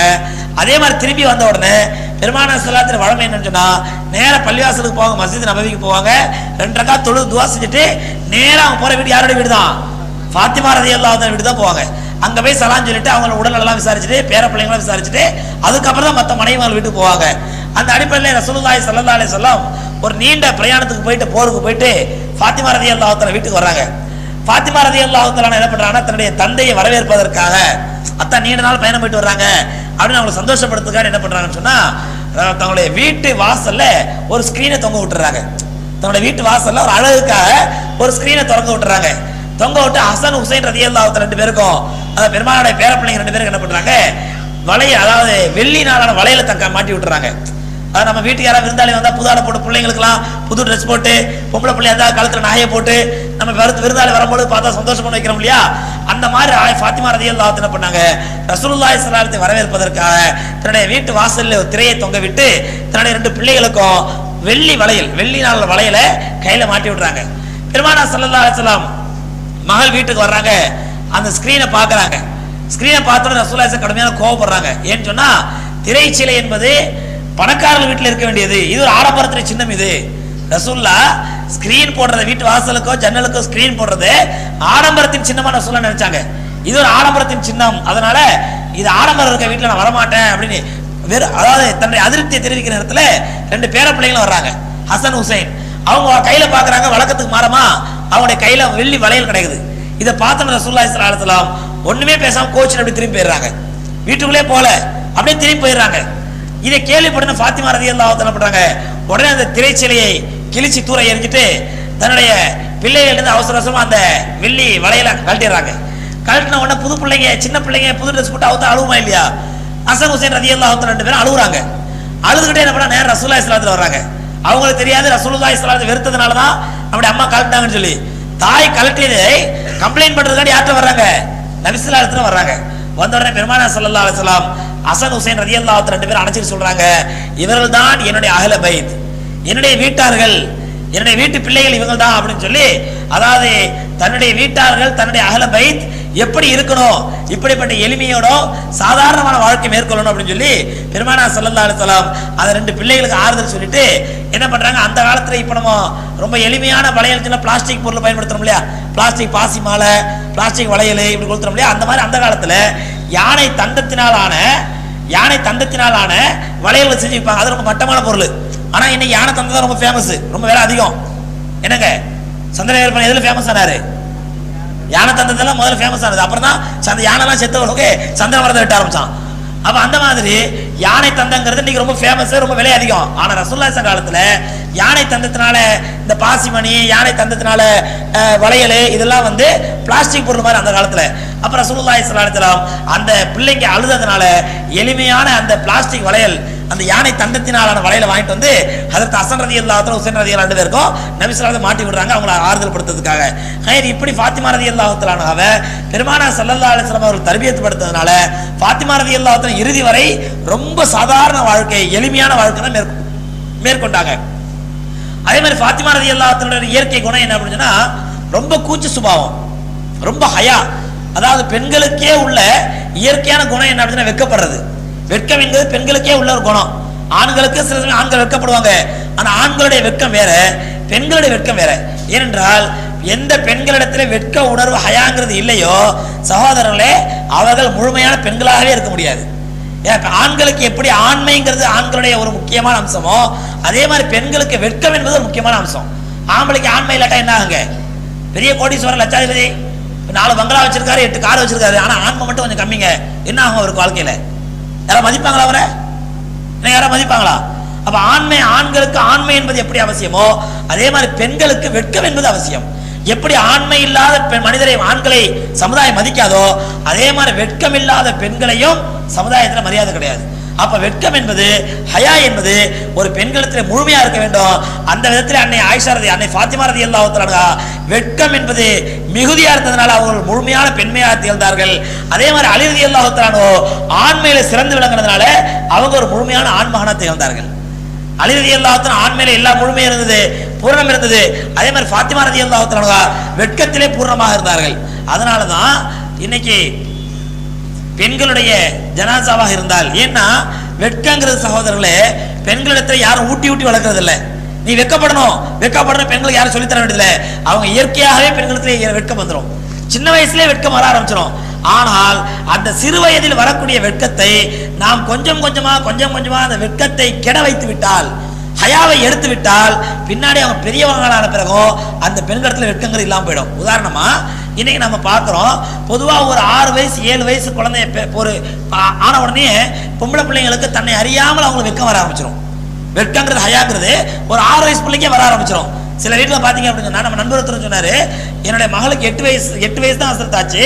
ஆனா அது அவங்க அம்மாட்ட வந்து சொல்லுது எப்படின்னு சொன்னா, அம்மா என்ன கடைக்கு அனுப்பாதீங்க, ஏன்னா போற வழியில அங்க ஆம்பளைங்களாம் பேசி நிக்கிறாங்க. அப்ப அந்த குழந்தைக்கு இயற்கையாக வெட்கம் வருது. ஆம்பளைங்களாம் இந்த கடையில பேசுறாங்கடா, எனக்கு அந்த கடையில போய் சாமான் வாங்குறது கஷ்டமா இருக்குது, அதனால என்ன கடைக்கு அனுப்பாதுங்கன்னு சொல்லி ஒரு 8 வயசு பிள்ளை தன் தாயிட்டம் சொல்லுது. அப்ப இந்த இயற்கை உணர்வு இருக்குது பாருங்க, அல்லாஹ் ரப்பல் ஆலமீன் இயற்கையாவே குழந்தைகளுக்கு உருவாக்கிடுவான். ஆனா நம்ம பெற்றோர்கள் சில பேர் என்ன பண்ணிடுறோம் அப்படின்னு சொன்னா, அந்த 6 வயசு 7 வயசு ஆகும் பொழுது அந்த குழந்தைகளுக்கு ஹயாவை எடுத்துறாங்க, வெட்கத்தை எடுத்துறாங்க. எப்படின்னு சொன்னா, இன்னைக்கு பாக்குறோம் 4 வயசு 5 வயசு 6 வயசு பிள்ளைகளாம் அவங்க பெருநாள் வந்தாலும் சரி, பர்த்டே வந்தாலும் சரி, அல்ல மற்ற நல்ல விஷயம் வந்தாலும் சரி, நல்ல காரியம் நல்ல நாள் வந்தாலும் சரி, அவர்களுக்கு ஆடை எப்படி அணிவிக்கப்படுகிறது என்றால், சினிமாக்காரியை போன்ற ஆபாசமான ஆடையை 6 வயசு குழந்தைக்கு அணிவிக்கிறோம். 6 வயசு குழந்தைங்க இயற்கையாக வெட்க உணர்வு வரும். அந்த வெட்க உணர்வு வரக்கூடிய நேரத்தில் கூட அதுக்கு அழகான உடலை முழுமையாக மறைக்கக்கூடிய சுடிதாரு அல்லது முழுமையாக மறைக்கக்கூடிய மிடி என்ற முழுமையாக உடலை மறைக்கக்கூடிய ஆடையை தவிர்த்துட்டு நாம என்ன பண்றோம், ஆஃப் ஸ்கர்ட் அல்லது இந்த கையெல்லாம் தெரிகிற மாதிரி அல்லது நெஞ்சு பகுதி தெரிகிற மாதிரி, என்னங்க சின்ன பிள்ளை தானே இதுக்கெல்லாமா பார்க்கணும், சின்ன பிள்ளை தானே சொல்லி சின்ன வயதில் 6 வயது 7 வயது குழந்தையில அந்த குழந்தைக்கு ஹயா உணர்வை வெட்க உணர்வை நம்ம எடுத்து விடுவோம். சகோதரி அதுக்கப்புறம் 16 வயசு 18 வயசு ஆகும் பொழுது நீங்க கோணியால புர்கா தச்சு போட்டா கூட அதுக்கு வெட்கம் இருக்கிறது இல்லை. கோணியால புர்கா தச்சு போட்டாலும் வெட்கம் வராது. ஏன் 6 வயசுல வெட்கத்தை எடுத்துட்டோமே. அப்ப 6 வயசு 7 வயசு என்பது பெண் குழந்தைகளுக்கு ஹயா உணர்வு வெட்க உணர்வு தூண்டக்கூடிய நேரம். அந்த நேரத்தில் அந்த வெட்க உணர்வை நம்ம பாதுகாக்கணும். அந்த பிள்ளைகள் நம்ம சின்ன வயசுலயே 6 வயசுலயே தலையில துணி போட்டு நடமா, 6 வயசா இருக்கும்போது அதுக்கு சுடிதார் போட்டு ஒரு ஸ்கார்ஃப் ஒன்று வாங்கி கொடுத்து நீ தலையில துணி போட்டு போ, சுடிதார் போட்டுட்டு போ, அல்லது முழுமையா உடலை மறைக்கிற மாதிரி ட்ரெஸ் போட்டு போ அப்படின்னு சொல்லி 6 வயது 7 வயதாக இருக்கும் பொழுது நம்முடைய குழந்தைகளுக்கு வெட்க உணர்வை தூண்டினால்தான் அவர்கள் பருவம் அடைஞ்ச பிறகு வெட்க உணர்வு இருக்கும். இல்ல 6 வயசுல நம்ம வெட்க உணர்வை எடுத்துட்டு அதுக்கப்புறம் 20 வயசுல 18 வயசுல நீங்க ஒரு பெரிய கோணித்தை துணியினால கோணிப்பையினால பெரிய புர்கா போட்டு முகத்தை மூடி உடலை மறைச்சாலும் அதுக்கு வெட்க உணர்வுங்கிறது இருக்கிறது இல்லை. இது உலகத்தில் நீங்க பார்த்துட்டு இருக்கிற அன்றாட நடைமுறை. அப்ப அதனால சகோதரர்களே, வெட்கம் என்பது ஒரு பெண்களுக்கு இயற்கையாகவே ஏற்படக்கூடிய குணம். அந்த குணம் அன்னை ஃபாத்திமா ரலியல்லாஹு தஆலா அன்ஹாட்ட அதிகமாகவே இருந்துச்சு. எந்த அளவுக்கு சொன்னா, இன்னைக்கு பெண்களுடைய ஜனாசாவை அடக்கம் செய்யும் பொழுது என்ன பண்ணுவாங்க அப்படின்னு சொன்னா, பொதுவாகவே ஆண்கள் ஜனாசா இருந்தாலும் பெண்கள் ஜனாசாவாக இருந்தாலும் சும்மா தூக்கிட்டு போகாம என்ன பண்ணுவாங்க, சந்தூக்கில் வச்சு தான் தூக்கிட்டு போறோம், நம்ம ஊர் பழக்கம். ஆனா நீங்க சவுதியிலாம் பாத்தீங்கன்னா, அரபு நாட்டில் பாத்தீங்கன்னா பெண்களுடைய ஜனாசாவை என்ன ஆண்களுடைய ஜனாசாவை என்ன பண்ணுவாங்கன்னா, கஃபன் போட்டு வைக்கிறாங்க இல்லையா, ஒரு ஸ்ட்ரெச்சர் பிளேட் மாதிரி இருக்கும், சந்துக்குலாம் கிடையாதுங்க, ஸ்ட்ரெச்சர் பிளேட் மாதிரி இருக்கும், அதுக்கு மேல ஜனாசா தூக்கி வச்சிருவாங்க, கஃபன் போட்ட ஜனாசாவை, அதுக்கு மேல அப்படியே ஒரு துணியை போட்டு தூக்கிட்டு போயிடுவாங்க. சந்தூக்கு முறைலாம் அங்கே கிடையாது. இன்னைக்கு நீங்க மக்கால பாத்தீங்கன்னா, மக்கால ஜனாசா தூக்கிட்டு போகும்போது பாத்தீங்கன்னா நம்ம ஊர் மாதிரி சுந்தோக்கு போட்டி பாக்ஸ் வச்சு அலுமினியத்திலே மரத்திலே பாக்ஸ் வைக்கிற பழக்கம்லாம் கிடையாது. அப்படியே ஒரு ஸ்ட்ரெச்சர் இது மாதிரி இருக்கும், எனக்கு பிளேட் மாதிரி இருக்கும், அந்த பிளேட் மேல ஜனாசா தூக்கி வைப்பாங்க, அப்படியே மேல துணியை தூக்கி போட்டு பச்சை துணியை போட்டு தூக்கிட்டு போடுவாங்க. ஆனால் பெண் ஜனாசா இது ஆரம்ப காலத்துல இதான் நடைமுறையில் இருந்துச்சு. அன்னை ஃபாத்திமா ரலியல்லாஹு தஆலா அன்ஹாவுடைய வசியத்துக்கு பிறகுதான் ஃபாத்திமா ரலியல்லாஹு தஆலா அன்ஹா உயிரோடு இருக்கும்போது வசியத் பண்ணிடுறாங்க. என்னன்னு சொன்னா, நான் மௌத்தானால் என்னுடைய ஜனாசாவை அப்படி தூக்கிட்டு போக கூடாது, என்னோட ஜனாசாவை வெறும் ஒரு பிளேட்ல வச்சு அப்படியே ஜனாசா தூக்கி வச்சு அதுக்கு மேல அப்படியே துணியை போட்டு பூட்டிட்டு போறாங்களே, அப்படி தூக்கிட்டு போக கூடாது, என்னுடைய ஜனாசாவை என்னுடைய அங்க அவயங்கள் மறைக்குமாறு முழுமையா மறைச்சுதான் எடுத்துட்டு போனோம் அப்படின்னு வசியத்து பண்ணாங்க. இன்னைக்கும் ஹஜ்ஜி மக்காவுக்கு போனவங்க பார்க்கலாம், சவுதிலையும் பார்க்கலாம், பெண் ஜனாசாவா இருந்தா மட்டும் என்ன பண்ணுவாங்கன்னு சொன்னா, அந்த பிளேட்ல ஜனாசா படுக்க வச்சு அதுக்கு மேல என்ன பண்றாங்க, ஒரு இது மாதிரி வச்சிருவாங்க, ஒரு கூண்டு மாதிரி வச்சு அதுக்கு மேலதான் துணியை போட்டு போத்துவாங்க. ஆண் ஜனாசாக்கு அப்படி மறைக்க அந்த கூண்டு வைக்கிறது இல்ல, சும்மா அப்படியே துணியை போட்டு போத்திடுவாங்க, பார்த்துருக்கலாம். அப்ப இன்னைக்கான நம்ம ஊர்ல பழக்கம் என்ன அப்படின்னு சொன்னா, ஆண் ஜனாசாவா இருந்தாலும் பெண் ஜனாசாவா இருந்தாலும் சந்தூக்க வச்சு சந்தூக்கு மேல நம்ம என்ன பண்றோம், போட்டு போத்திடுறோம். அது ஆணா பெண்ணானே தெரியாது ஜனாசா. ஆனா கபிரிஸ்தானுக்கு போன பிறகு என்ன பண்றோம், இன்னைக்கு கபிரிஸ்தான் அடக்கம் பண்றதுக்கு முன்னாடி வானத்துக்கு தெரியக்கூடாதுன்னு சொல்லி ஒரு துணியை பிடிக்கிறோம், பார்க்கறமா இல்லையா? கபிரிஸ்தான்ல பெண் ஜனாசா அடக்கம்னு பாத்தீங்களா, ஒரு அந்த பச்சை ஜனாசாக்கு மேல இருக்கிற துணியை சந்தூக்கு மேல போடுற துணியை 4 பேர் சுத்தி பிடிச்சிப்பாங்க. அது பிடிக்கிறது எதுக்கான்னு சொன்னா, அன்னை ஃபாத்திமா ரலியல்லாஹு தஆலா வசியத்தான். என்னன்னு சொன்னா, என்னை கபரில் அடக்கம் செய்யும் பொழுது கூட அந்த கபரில் அடக்கும் போது என்ன பண்ணுவாங்க அப்படின்னு சொன்னா, ஜனாசாவுடைய கட்டெல்லாம் அவுத்துருவாங்க, ஜனாசாவோட கட்ட அவுத்து முகத்திரை துணியெல்லாம் கொஞ்சம் விலக்கி வைப்பாங்க.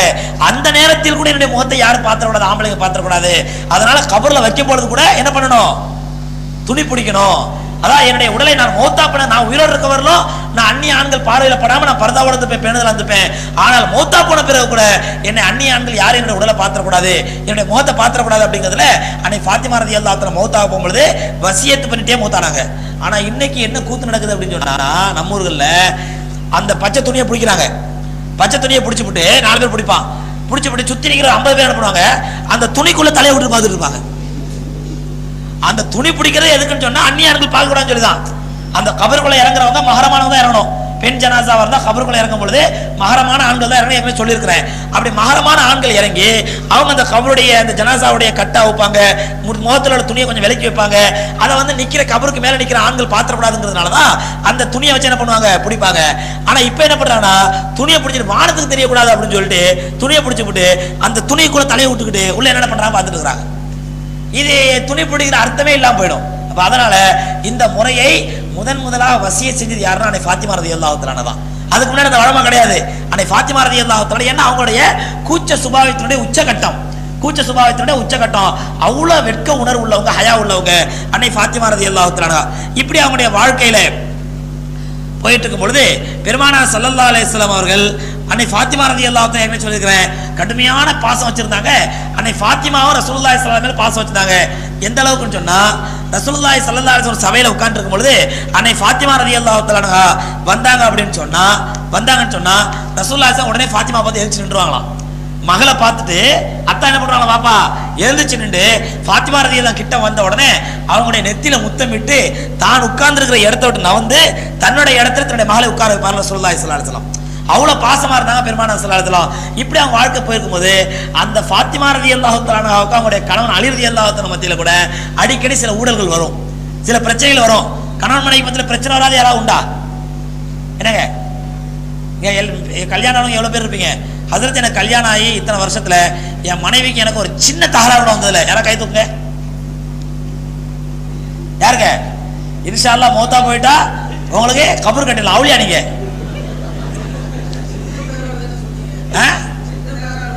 ஓ பெரிய தகராறு வந்துருதப்போ. எதுக்காண்டி சொல்றேன் சகோதரர்களே, கணவன் மனைவிக்கு மத்தியில ஊழல் வராத வீடே இருக்க முடியாது. கணவன் மனைவிக்கு மத்தியில ஊழல் வந்தாதான் அது குடும்பம். இல்லண்டா இவரும் ஜடம் அதுவும் ஜடம் அர்த்தம். இதுவும் ஜடம் அதுவும் ஜடம். இதுவும் எதை பத்தி கவலைப்படாது, அதுவும் எதை பத்தி கவலைப்படாதுன்னு அர்த்தம். கணவன் மனைவிக்கத்துல ஊழல் வரணும், பிரச்சனை வரணும், சமாதானம் ஆகணும். அந்த ஊழலுக்கு பிறகு முஹப்பத் அதிகரிக்கணும்.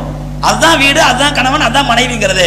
அந்த மாதிரி அது இயற்கைங்கிறதுனால தான் அல்லாஹ் ரப்பல் ஆலமீன் அன்னை ஃபாத்திமா ரலியல்லாஹு தஆலா எவ்வளவு பெரிய தக்வாதாரி, எவ்வளவு பேணுதலானவங்க, ஹஜ்ரத் அலி ரலியல்லாஹு தஆலா எவ்வளவு பெரிய சஹாபி, அவங்களுக்கு மத்தியிலே ஊழல் வந்திருக்குது அப்படின்னு சொன்னா அப்ப நம்ம குடும்பம்லாம் எந்த மூளைக்குங்க?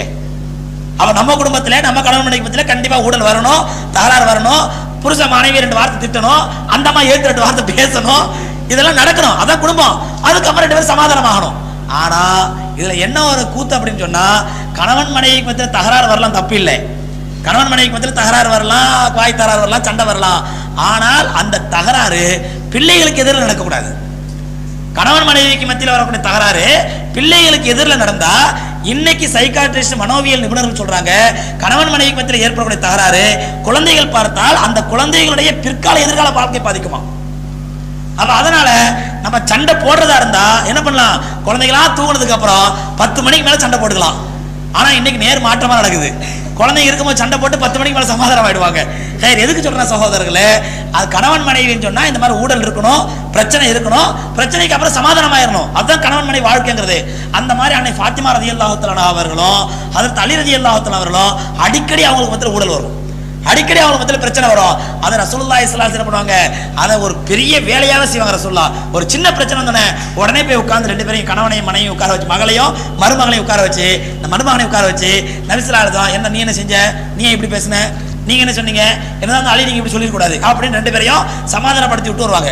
ஒரு நாள் உம்மு சலமா ரலியல்லாஹு தஆலா வீட்டுக்கு ரசூலுல்லாஹி வர்றாங்க, ரொம்ப சந்தோஷமா வர்றாங்க, அளப்பரிய சந்தோஷத்தோட வர்றாங்க.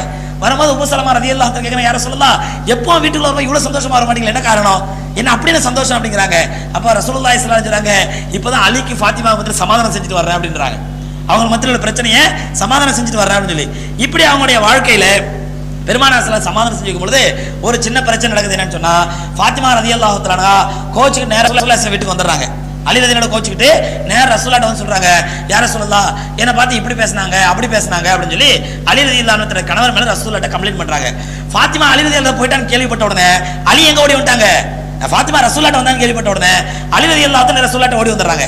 ஓடி வந்து கேக்குறாங்க, சொல்றாங்க, யா ரசூலுல்லாஹ் என்ன சொன்னாங்க ஃபாத்திமா, அப்படி சொன்னாலும் இப்படி சொன்னாலும் சொன்ன உடனே நபி ஸல்லல்லாஹு அலைஹி வஸல்லம் அலி ரலியல்லாஹு அன்ஹு எதிரில் தன்னுடைய மகளை கண்டிக்கிறாங்க. ஃபாத்திமா, எந்த ஆணாக இருந்தாலும் எந்த ஆம்பளையா இருந்தாலும் வாய் மூடி மௌனமா இருக்குன்னு எதிர்பார்க்காத. நீ ஆம்பளைங்களால வாய் மூடி மௌனமா இருக்க முடியாது. நீ ஒரு தப்பு செய்யுமா கண்டிக்கத்தான் செய்வாங்க, சொல்லத்தான் செய்வாங்க. நீ அட்ஜஸ்ட் பண்ணி தான் போகணும்னு சொல்லி தன்னுடைய மகளுக்கு அட்வைஸ் பண்ணாங்க. ஆனா இன்னைக்கு சகோதரர்களே, ஷரியத் கோர்ட்ல வர்ற பிரச்சனையை பாத்தீங்க அப்படின்னா, கணவன் மனைவி பத்தில பிரச்சனை இல்ல, தூண்டி விடுறது யாருன்னாக்கா அந்த பொண்ணுடைய அம்மா அத்தா இல்லைன்னா பையனுடைய அம்மா அத்தா. பெரும்பாலான ஷரியத் கோர்ட்ல வர பிரச்சனை இல்ல, பெரும்பாலான மாப்பிள்ளைமார் இருக்காங்க பாருங்க, ஆம்பளைங்க கணவன்மாரு, அவங்களுடைய வில்லி யாருன்னா மாமியார் தான். இப்படியே சொல்றாங்க, என் பொண்டாட்டி பிரச்சனையே இல்லைங்க, நல்ல பிள்ளைங்க, அவங்க அம்மா தாங்க கெடுக்கிறா அவளை, அப்படி இப்படி தூண்டி விடுறா, அவங்க அப்பா தாங்க கெடுக்கிறாரு, புருஷன் அப்படி கேளு இப்படி கேளுன்னு சொல்லி. அதே மாதிரி இங்க மாப்பிள்ளை விட்டாலும் சொன்னா இவன் நல்ல மனுஷனா இருப்பான், கணவன் மனைவி பிரச்சனை இருக்காது, சின்ன தகராறோ சமாதானம் விடாங்க. அந்த சின்ன தகராறு ஊதி பெருசாகிறது யாருன்னு சொன்னா அவனுடைய பெற்றோர்கள். அதனால சகோதரர்களே, பெருமானார் ஸல்லல்லாஹு அலைஹி வஸல்லம் எவ்வளவு அழகான சமாதானம் பண்ணிருக்காங்க பாருங்க. தன்னுடைய மருமகனுக்கு முன்னாடி தன்னுடைய மகளை கண்டிக்கிறாங்க. நீ ஆம்பளை அமைதியா இருக்கலாம் எதிர்பார்க்காத, எந்த கணவனா இருந்தாலும் மனைவி நாள் சொல்லதான் செய்வான் அப்படின்னு சொன்ன உடனே அலி ரலியல்லாஹு அன்ஹு உடனே தன்னுடைய மனைவி கையை பிடிச்சு சொல்றாங்க, ஃபாத்திமா, இனிமே உன் மனசு வருத்தப்படுற மாதிரி நான் பேச மாட்டேன். அப்ப அலி ரலியல்லாஹு அன்ஹு அந்த நேரத்துல ரசூலுல்லாஹி ஸல்லல்லாஹு அலைஹி வஸல்லம் அந்த நேரத்துல அலி ரலியல்லாஹு அன்ஹு கண்டிச்சிருந்தா அலி ரலியல்லாஹு மேல கோவம் வந்திருக்கும். யார் மேல? ஃபாத்திமா ரலியல்லாஹு அன்ஹா மேல. ஆனா ரசூலுல்லாஹி ஸல்லல்லாஹு அலைஹி வஸல்லம் ஃபாத்திமா ரலியல்லாஹு அன்ஹா கண்டிச்ச உடனே அலி என்ன பண்றாங்க, உடனே ஃபாத்திமா கையை பிடிச்சிக்கிட்டு, ஃபாத்திமா, இனிமே நான் உன்னுடைய மனசு வருத்தப்படுற மாதிரி நான் பேச மாட்டேன் அப்படிங்கிறாங்க. இப்படி ரசூலுல்லாஹி ஸல்லல்லாஹு அலைஹி வஸல்லம் தன்னுடைய மகளுக்கும் தன்னுடைய மருமகனுக்கும் மத்தியில சமாதானம் செஞ்சு வச்சு அவங்களுடைய வாழ்க்கை போய்கிட்டு இருக்குது. சொன்ன இந்த நிலைமையில அது ஃபாத்திமா ரலியல்லாஹு தஆலாவுக்கு 5 குழந்தைகள் பிறகு சொன்ன அந்த குழந்தைகளை பத்தி 5 குழந்தை பிறகுது. இந்த நேரத்தில் பெருமானார் ஸல்லல்லாஹு அலைஹி வஸல்லம் அவருடைய சக்கராத் நேரம், ரசூலுல்லாஹி ஸல்லல்லாஹு அலைஹி வஸல்லம் மரண தருவாய். அப்ப சக்கராத்துல படுத்திருக்கிறாங்க. ஃபாத்திமா ரலியல்லாஹு தஆலா ரசூலுல்லாஹி ஸல்லல்லாஹு அலைஹி வஸல்லம் சக்கராத்துல படக்கூடிய வேதனையை பார்த்துட்டு அதாவது அழுகுறாங்க. வா கரப அபத்தா, என்னுடைய தந்தைக்கு ஏற்பட்ட கஷ்டமே, என் தந்தை இவ்வளவு கஷ்டப்படுறாங்களே, யா அல்லாஹ் அந்த கஷ்டத்தை லேசாக்கு அப்படின்னு சொல்லி தன்னுடைய தந்தை படக்கூடிய கஷ்டத்தை பார்த்து ரசூலுல்லாஹ் ஃபாத்திமா ரலியல்லாஹு தஆலா அழறாங்க. அப்ப ரசூலுல்லாஹி ஸல்லல்லாஹு அலைஹி வஸல்லம் தன்னுடைய மகள்கிட்ட சொல்றாங்க, லா கரப பாத யௌமி ஹாதா யா பின்தி, என்னுடைய மகளே, உன்னுடைய தந்தைக்கு இனிமேல் கஷ்டங்கிறதே கிடையாது. அதாவது ரசூலுல்லாஹ் சக்கராத் கஷ்டத்தை பார்த்துட்டு ஃபாத்திமா ரலியல்லாஹு தஆலா சொல்றாங்க, என்னுடைய தந்தை இவ்வளவு கஷ்டப்படுறாங்களே அப்படின்னு அழும்பொழுது பெருமானார் சொல்றாங்க, உன்னுடைய தந்தைக்கு இதுதான் கடைசி கஷ்டம், இனிமே என்ன கிடையாது, கஷ்டங்கிறதே கிடையாது. ஏன்னா அல்லாஹ் ரப்பல் ஆலமீன் எல்லா பாவத்தையும் மன்னிச்சு அவங்களுக்கு மறுமையில இன்ஷாஅல்லாஹ் உயர்ந்த அந்தஸ்து கொடுக்க போறான், சொர்க்கத்துல உயர்ந்த அந்தஸ்து வழங்க போறான். அதனால இந்த சக்கராத் தான் என்னுடைய கடைசி கஷ்டம், இனிமே உன் தந்தைக்கு கஷ்டமே கிடையாது சொல்லி தன்னுடைய மகள் தன்னுடைய கஷ்டத்தை பார்த்து வருத்தப்படுறாங்கன்னு கேள்வி தெரிஞ்ச உடனே ரசூலுல்லாஹ் அந்த சக்கராத் நேரத்துல என்ன பண்றாங்க, தன்னுடைய மகளுடைய வருத்தத்துக்கு ஆறுதல் சொல்றாங்க. தந்தை வருத்தப்படுறத பார்த்து ஃபாத்திமா வேதனைப்படுறாங்க, அந்த வேதனைக்கு ரசூலுல்லாஹ் என்ன பண்றாங்க, ஆறுதல் சொல்றாங்க. கவலைப்படாத மகளே, உன்னுடைய தந்தைக்கு இதுதான் கடைசி வருத்தம், இனிமே வருத்தங்கிறதே கிடையாது அப்படிங்கிறாங்க. அந்த நேரத்தில் இப்ப ரசூலுல்லாஹி ஸல்லல்லாஹு அலைஹி வஸல்லம் தன்னுடைய மகளை பக்கத்துல கூட்டு சக்கராத் நேரத்துல பக்கத்துல கூட்டு என்ன பண்றாங்க, ஏதோ செய்தி சொல்றாங்க. சொன்ன உடனே ஃபாத்திமா ரலியல்லாஹு அழ ஆரம்பிச்சிடறாங்க. காதுல ஏதோ ரகசியம் சொல்றாங்க. சொன்ன உடனே அழுதுட்டே அப்படியே வந்துடுறாங்க. துக்கம் தாழ முடியாம அழுதுட்டே அப்படியே கண்ணை மூடிட்டு வந்துடுறாங்க. மறுபடியும் தன்னுடைய மகளை கூப்பிடுறாங்க, ஃபாத்திமா கூப்பிடுறாங்க. கூப்பிட்டு மறுபடியும் கிட்ட போன உடனே மறுபடியும் ஏதோ ஒன்று சொல்றாங்க. இப்ப ஃபாத்திமா ரலியல்லாஹு சிரிக்கிறாங்க, சந்தோஷப்படுறாங்க. முதல்ல சொல்றாங்க, அப்ப அழுகுறாங்க, அழுதுட்டே வந்துடுறாங்க. ரெண்டாவது போன சிரிக்கிறாங்க, சிரிச்சுட்டே வர்றாங்க. இதை பார்த்து ஆயிஷா ரலியல்லாஹு தஆலா ஃபாத்திமாட்ட கேக்குறாங்க, ஃபாத்திமாவே, முதல்ல நபி ஸல்லல்லாஹு அலைஹி வஸல்லம் கூட்டி ஏதோ சொன்னாங்க, காதுல ரகசியம் சொன்னாங்க, அப்ப நீங்க சிரிச்சு அழுதுகிட்டே வந்தீங்க. ரெண்டாவது கூட்டி ஏதோ சொன்னாங்க, சந்தோஷப்பட்டு சிரிச்சுட்டே வந்தீங்களே, என்ன சொன்னாங்க ரசூலுல்லாஹி ஸல்லல்லாஹு அலைஹி வஸல்லம் அப்படின்னு சொன்ன உடனே அன்னை ஃபாத்திமா ரலியல்லாஹு தஆலா சொன்னாங்க, முதல்ல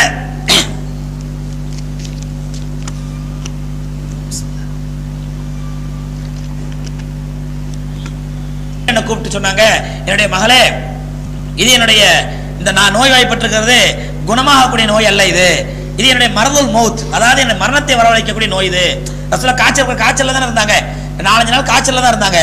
அப்ப இந்த காய்ச்சல் குணமாகக்கூடிய காய்ச்சல் அல்ல, என்னுடைய இறுதி காய்ச்சல் இது, நான் மௌத்தா போறேன், உங்களெல்லாம் விட்டு பிரிய போறேன்னு சொன்னாங்க. நான் என்னால துக்கம் தாழ முடியல, நான் கண்ணீர் விட்டு அழுதுட்டேன். நான் அழுத பார்த்து ரசூலுல்லாஹி ஸல்லல்லாஹு அலைஹி வஸல்லம் உடனே திரும்ப கூப்பிட்டாங்க. கூப்பிட்டு சொன்னாங்க, மகளே, நான் மௌத்தா போன பிறகு என்னுடைய குடும்பத்தாரிலேயே என்னை வந்து அடையக்கூடிய முதல் ஆள் நீதான் சொன்னாங்க. அது முதல்ல மௌத்தாகிறது நீதான் சொன்னாங்க. நான் இதை கேட்டு சந்தோஷப்பட சிரிச்சேன் அப்படின்னாங்க. அந்த மாதிரியே ஃபாத்திமா ரலியல்லாஹு தஆலா பெருமானார் ஸல்லல்லாஹு அலைஹி வஸல்லம் அவர்கள் ரபியுல் அவ்வலிலே ரபியுல் அவ்வல் 12லே ரசூலுல்லாஹி வஃபாத் ஆறாங்க. நேத்து சொன்ன நினைக்கிறேன், ரபீல் அவல் 12ல ரசூலுல்லாஹி ஸல்லல்லாஹு அலைஹி வஸல்லம் வஃபாத் ஆகுறாங்க. ரபீல் அவல் முடிஞ்சு அடுத்த ரமலானிலே 6 மாதங்கள் சரியா 6 மாசத்துல அன்னை ஃபாத்திமா ரலியல்லாஹு தஆலா அன்ஹா வஃபாத் ஆயிடுறாங்க. ஹைர் இப்படி பெருமானார் ஸல்லல்லாஹு அலைஹி வஸல்லம் அவர்கள் ஃபாத்திமா ரலியல்லாஹு தஆலா அன்ஹாவுக்கு ஆரம்பத்திலே என்ன பண்ணிட்டாங்க, அல்லாஹ்வுடைய கட்டளைப்படி அந்த செய்தியை சொல்லிடுறாங்க. ரசூலுல்லாஹி ஸல்லல்லாஹு அலைஹி வஸல்லம் வஃபாத்துக்கு பிறகு அனஸ் ரலியல்லாஹு தஆலா பண்ற எல்லா சஹாபாக்களும் வேதனையில இருக்காங்க. பெருமானார் ஸல்லல்லாஹு அலைஹி வஸல்லம் அடக்கம் பண்ணிட்டு அனஸ் ரலியல்லாஹு தஆலா நேரா ரசூலுல்லாஹ்வுடைய வீட்டுக்கு வர்றாங்க. நபி ஸல்லல்லாஹு அலைஹி வஸல்லம் வஃபாத்தான உடனே ஆம்பளைங்கலாம் கொண்டு போய் ரசூலுல்லாஹி ஸல்லல்லாஹு அலைஹி வஸல்லம் அடக்கம் பண்ணிட்டு வீட்டுக்கு வர்றாங்க. அப்ப அனஸ் ரலியல்லாஹு அன்ஹு வர்றாங்க. அனஸ் ரலியல்லாஹு அன்ஹு வந்த உடனே அன்னை ஃபாத்திமா ரலியல்லாஹு தஆலா அன்ஹா துக்கம் தாள முடியாம அனஸ் ரலியல்லாஹு தஆலா நெஞ்சி சட்டையை பிடிச்சிட்டு கேக்குறாங்க, அனஸே உங்களுடைய நபியுடைய முகத்திலே மண்ணெளி வீசுவதற்கு உங்களுக்கு எப்படி மனசு வந்துச்சு? உங்களுடைய நபியுடைய முகத்திலே நீங்க மண்ணெளி வீசுவதற்கு உங்களுக்கு எப்படி மனசு வந்துச்சு அப்படின்னு சொல்லி அந்த துக்கம் தாள முடியல. இதை கேட்ட உடனே அனஸ் ரலியல்லாஹு தஆலா அன்ஹு அவங்க அப்படியே குலுங்கி குலுங்கி அழுகுறாங்க. எல்லா சஹாபாக்கள் அழுகுறாங்க. அவ்வளவு பாசம் வச்சிருந்தாங்க ஃபாத்திமா ரலியல்லாஹு தஆலா அன்ஹா. எந்த அளவுக்கு அன்னை ஆயிஷா ரலியல்லாஹு தஆலா சொல்றாங்க, பெருமானார் ஸல்லல்லாஹு அலைஹி வஸல்லம் வஃபாத்தான பிறகு 6 மாசம் கழிச்சு அன்னை ஃபாத்திமா ரலியல்லாஹு தஆலா வஃபாத்தானாங்க. ஆயிஷா சொல்றாங்க ரசூலுல்லாஹி ஸல்லல்லாஹு அலைஹி வஸல்லம் வஃபாத்தான பிறகு 6 மாசம் கழிச்சு அன்னை ஃபாத்திமா ரலியல்லாஹு தஆலா வஃபாத்தானாங்க. இந்த 6 மாசத்துக்கு இடையில ஒரு நாள் கூட அவங்களுடைய முகத்திலே நான் சிரிப்பை பார்த்ததே கிடையாது. தன்னுடைய தந்தை வஃபாத்தான உடனே 6 மாசமும் துக்கமா தான் இருந்தாங்க. ஒரு நாள் கூட முகத்துல நான் புன்சிரிப்பையோ மகிழ்ச்சியோ பார்த்ததே கிடையாது அவங்க வஃபாத்தான வரையிலும் அப்படின்னு அன்னை ஆயிஷா ரலியல்லாஹு தஆலா சொல்றாங்க. ஹைர் பெருமானார் ஸல்லல்லாஹு அலைஹி வஸல்லம் வஃபாத்துக்கு பிறகு ஒரு சின்ன சம்பவம் நடக்குது. என்ன சம்பவம் அப்படின்னு சொன்னா, ரசூலுல்லாஹி ஸல்லல்லாஹு அலைஹி வஸல்லம் விட்டு சென்ற சின்ன சின்ன பொருட்கள், ஒரு போர் கேடயம், அதே மாதிரி கொஞ்சம் பேரிச்சம்பளம், அதே மாதிரி ஒரு சின்ன தோட்டம், இப்படி ரசூலுல்லாஹி விட்டு போன வாரிசு சொத்து. இந்த வாரிசு சொத்து யாருக்கு அப்படின்னு வரும்பொழுது அன்னை ஃபாத்திமா ரலியல்லாஹு தஆலா நினைக்கிறாங்க, ரசூலுல்லாஹி ஸல்லல்லாஹு அலைஹி வஸல்லம் பொருட்கள் ஞாபகார்த்தமா என்கிட்ட இருக்குன்னு ஆசைப்படுறாங்க. தன்கிட்ட இருக்குன்னு சொல்லி ஃபாத்திமா ரலியல்லாஹு ஆசைப்படுற ஒரே மகள் இல்லையா, அதனால நபி ஸல்லல்லாஹு அலைஹி வஸல்லம் விட்டு போன பொருள் தனக்கு வரணும்னு ஆசைப்படுறாங்க. அப்ப அப்பாஸ் ரலியல்லாஹு தஆலா ரசூலுல்லாஹுடைய சிறிய தகப்பனா இருக்கிறதுனால தனக்கு அந்த வாரிசுல பங்கு வேணும், ரசூலுல்லாஹுடைய விட்டு சென்ற பொருள் எனக்கு ஞாபகார்த்தமா வேணும் அவங்க ஆசைப்படுறாங்க. அப்ப அபூபக்கர் சித்திக் ரலியல்லாஹு தஆலா கலீஃபா பொறுப்பை ஏற்ற உடனே இவங்களை கூப்பிடுறாங்க. கூப்பிட்டு சொல்றாங்க, பெருமானார் ஸல்லல்லாஹு அலைஹி வஸல்லம் சொல்லியிருக்கிறார்கள், நஹனுல் அம்பியாஉ லா நூரஸ், நஹனுல் அம்பியாஉ லா நூரஸ் மா தரக்னாஹு சதகத்துன். நாங்கள் நபிமார்கள் எல்லாம் ரசூலுல்லாஹ்வுடைய ஒரு அற்புதமான ஒரு புரட்சியை பாருங்க சகோதரர்களே. பெருமானார் ஸல்லல்லாஹு அலைஹி வஸல்லம் ஹயாத்தா இருக்கிற வரையிலும் தனக்குன்னு தன்னுடைய குடும்பத்துக்குன்னு எந்த ஒரு சின்ன பொருளை சேர்த்து வச்சது கிடையாது. எல்லாத்தையும் அல்லாஹ்வுடைய பேர்ல தர்மம் பண்ணாங்க.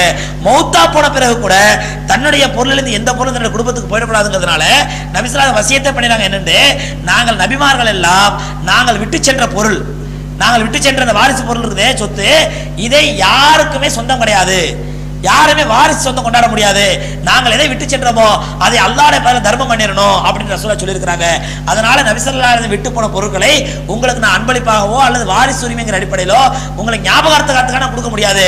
அதே அல்லாஹ்வுடைய ரசூலுடைய கட்டளைப்படி பைத்துல் மால்ல நான் சேர்த்தாகணும் அப்படின்னு சொல்லி அபூபக்கர் சித்திக் ரலியல்லாஹு தஆலா சொல்றாங்க. இதனால அபூபக்கர் சித்திக் ரலியல்லாஹு தஆலா மேல ஃபாத்திமா ரலியல்லாஹு தஆலா கொஞ்ச நாள் கோபமா இருக்கிறாங்க. அதாவது தன்னுடைய தந்தையின் பொருள் ஞாபகார்த்தமா தலைவிடாம ஆக்கிட்டாங்களே அப்படின்னு சொல்லி. ஆனா பின்னால அபூபக்கர் ரலியல்லாஹு தஆலா சொன்னதை புரிஞ்சுக்கிட்டு ஹஜ்ரத் ஃபாத்திமா ரலியல்லாஹு தஆலா அபூபக்கரோட ராசி ஆயிடுறாங்க. இப்படி அன்னை ஃபாத்திமா ரலியல்லாஹு தஆலா அன்ஹா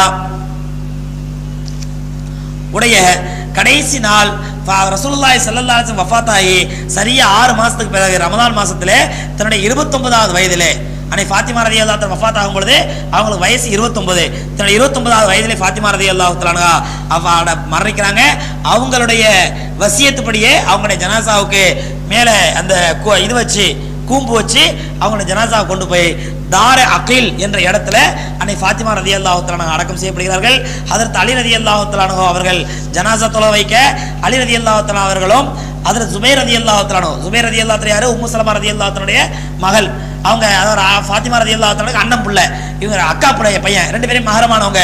அவங்க கணவனும் அவங்களும் கபருக்குள்ள இறக்கி அன்னை ஃபாத்திமா ரலியல்லாஹு தஆலா அவர்களை அடக்கம் செய்கிறார்கள். அல்லாஹ் ரப்பல் ஆலமீன் அன்னை ஃபாத்திமா ரலியல்லாஹு தஆலாவுக்கு இருந்ததை போன்ற ஈமானுடைய உறுதியையும் தக்வாவையும் எளிமையான வாழ்க்கையையும் எம்பெருமானார் ஸல்லல்லாஹு அலைஹி வஸல்லம் அவர்கள் மீது கொண்டிருந்த அளப்பரிய முஹப்பத்தை அல்லாஹ் ரப்பல் ஆலமீன் நமக்கும் தந்தருள்வானாக. வாஹிரு தாவானா அல்ஹம்துலில்லாஹி ரப்பில் ஆலமீன். அஸ்ஸலாமு அலைக்கும் ரஹ்மத்துல்லாஹி தஆலா வபரகாத்துஹு. சகோதரிகள்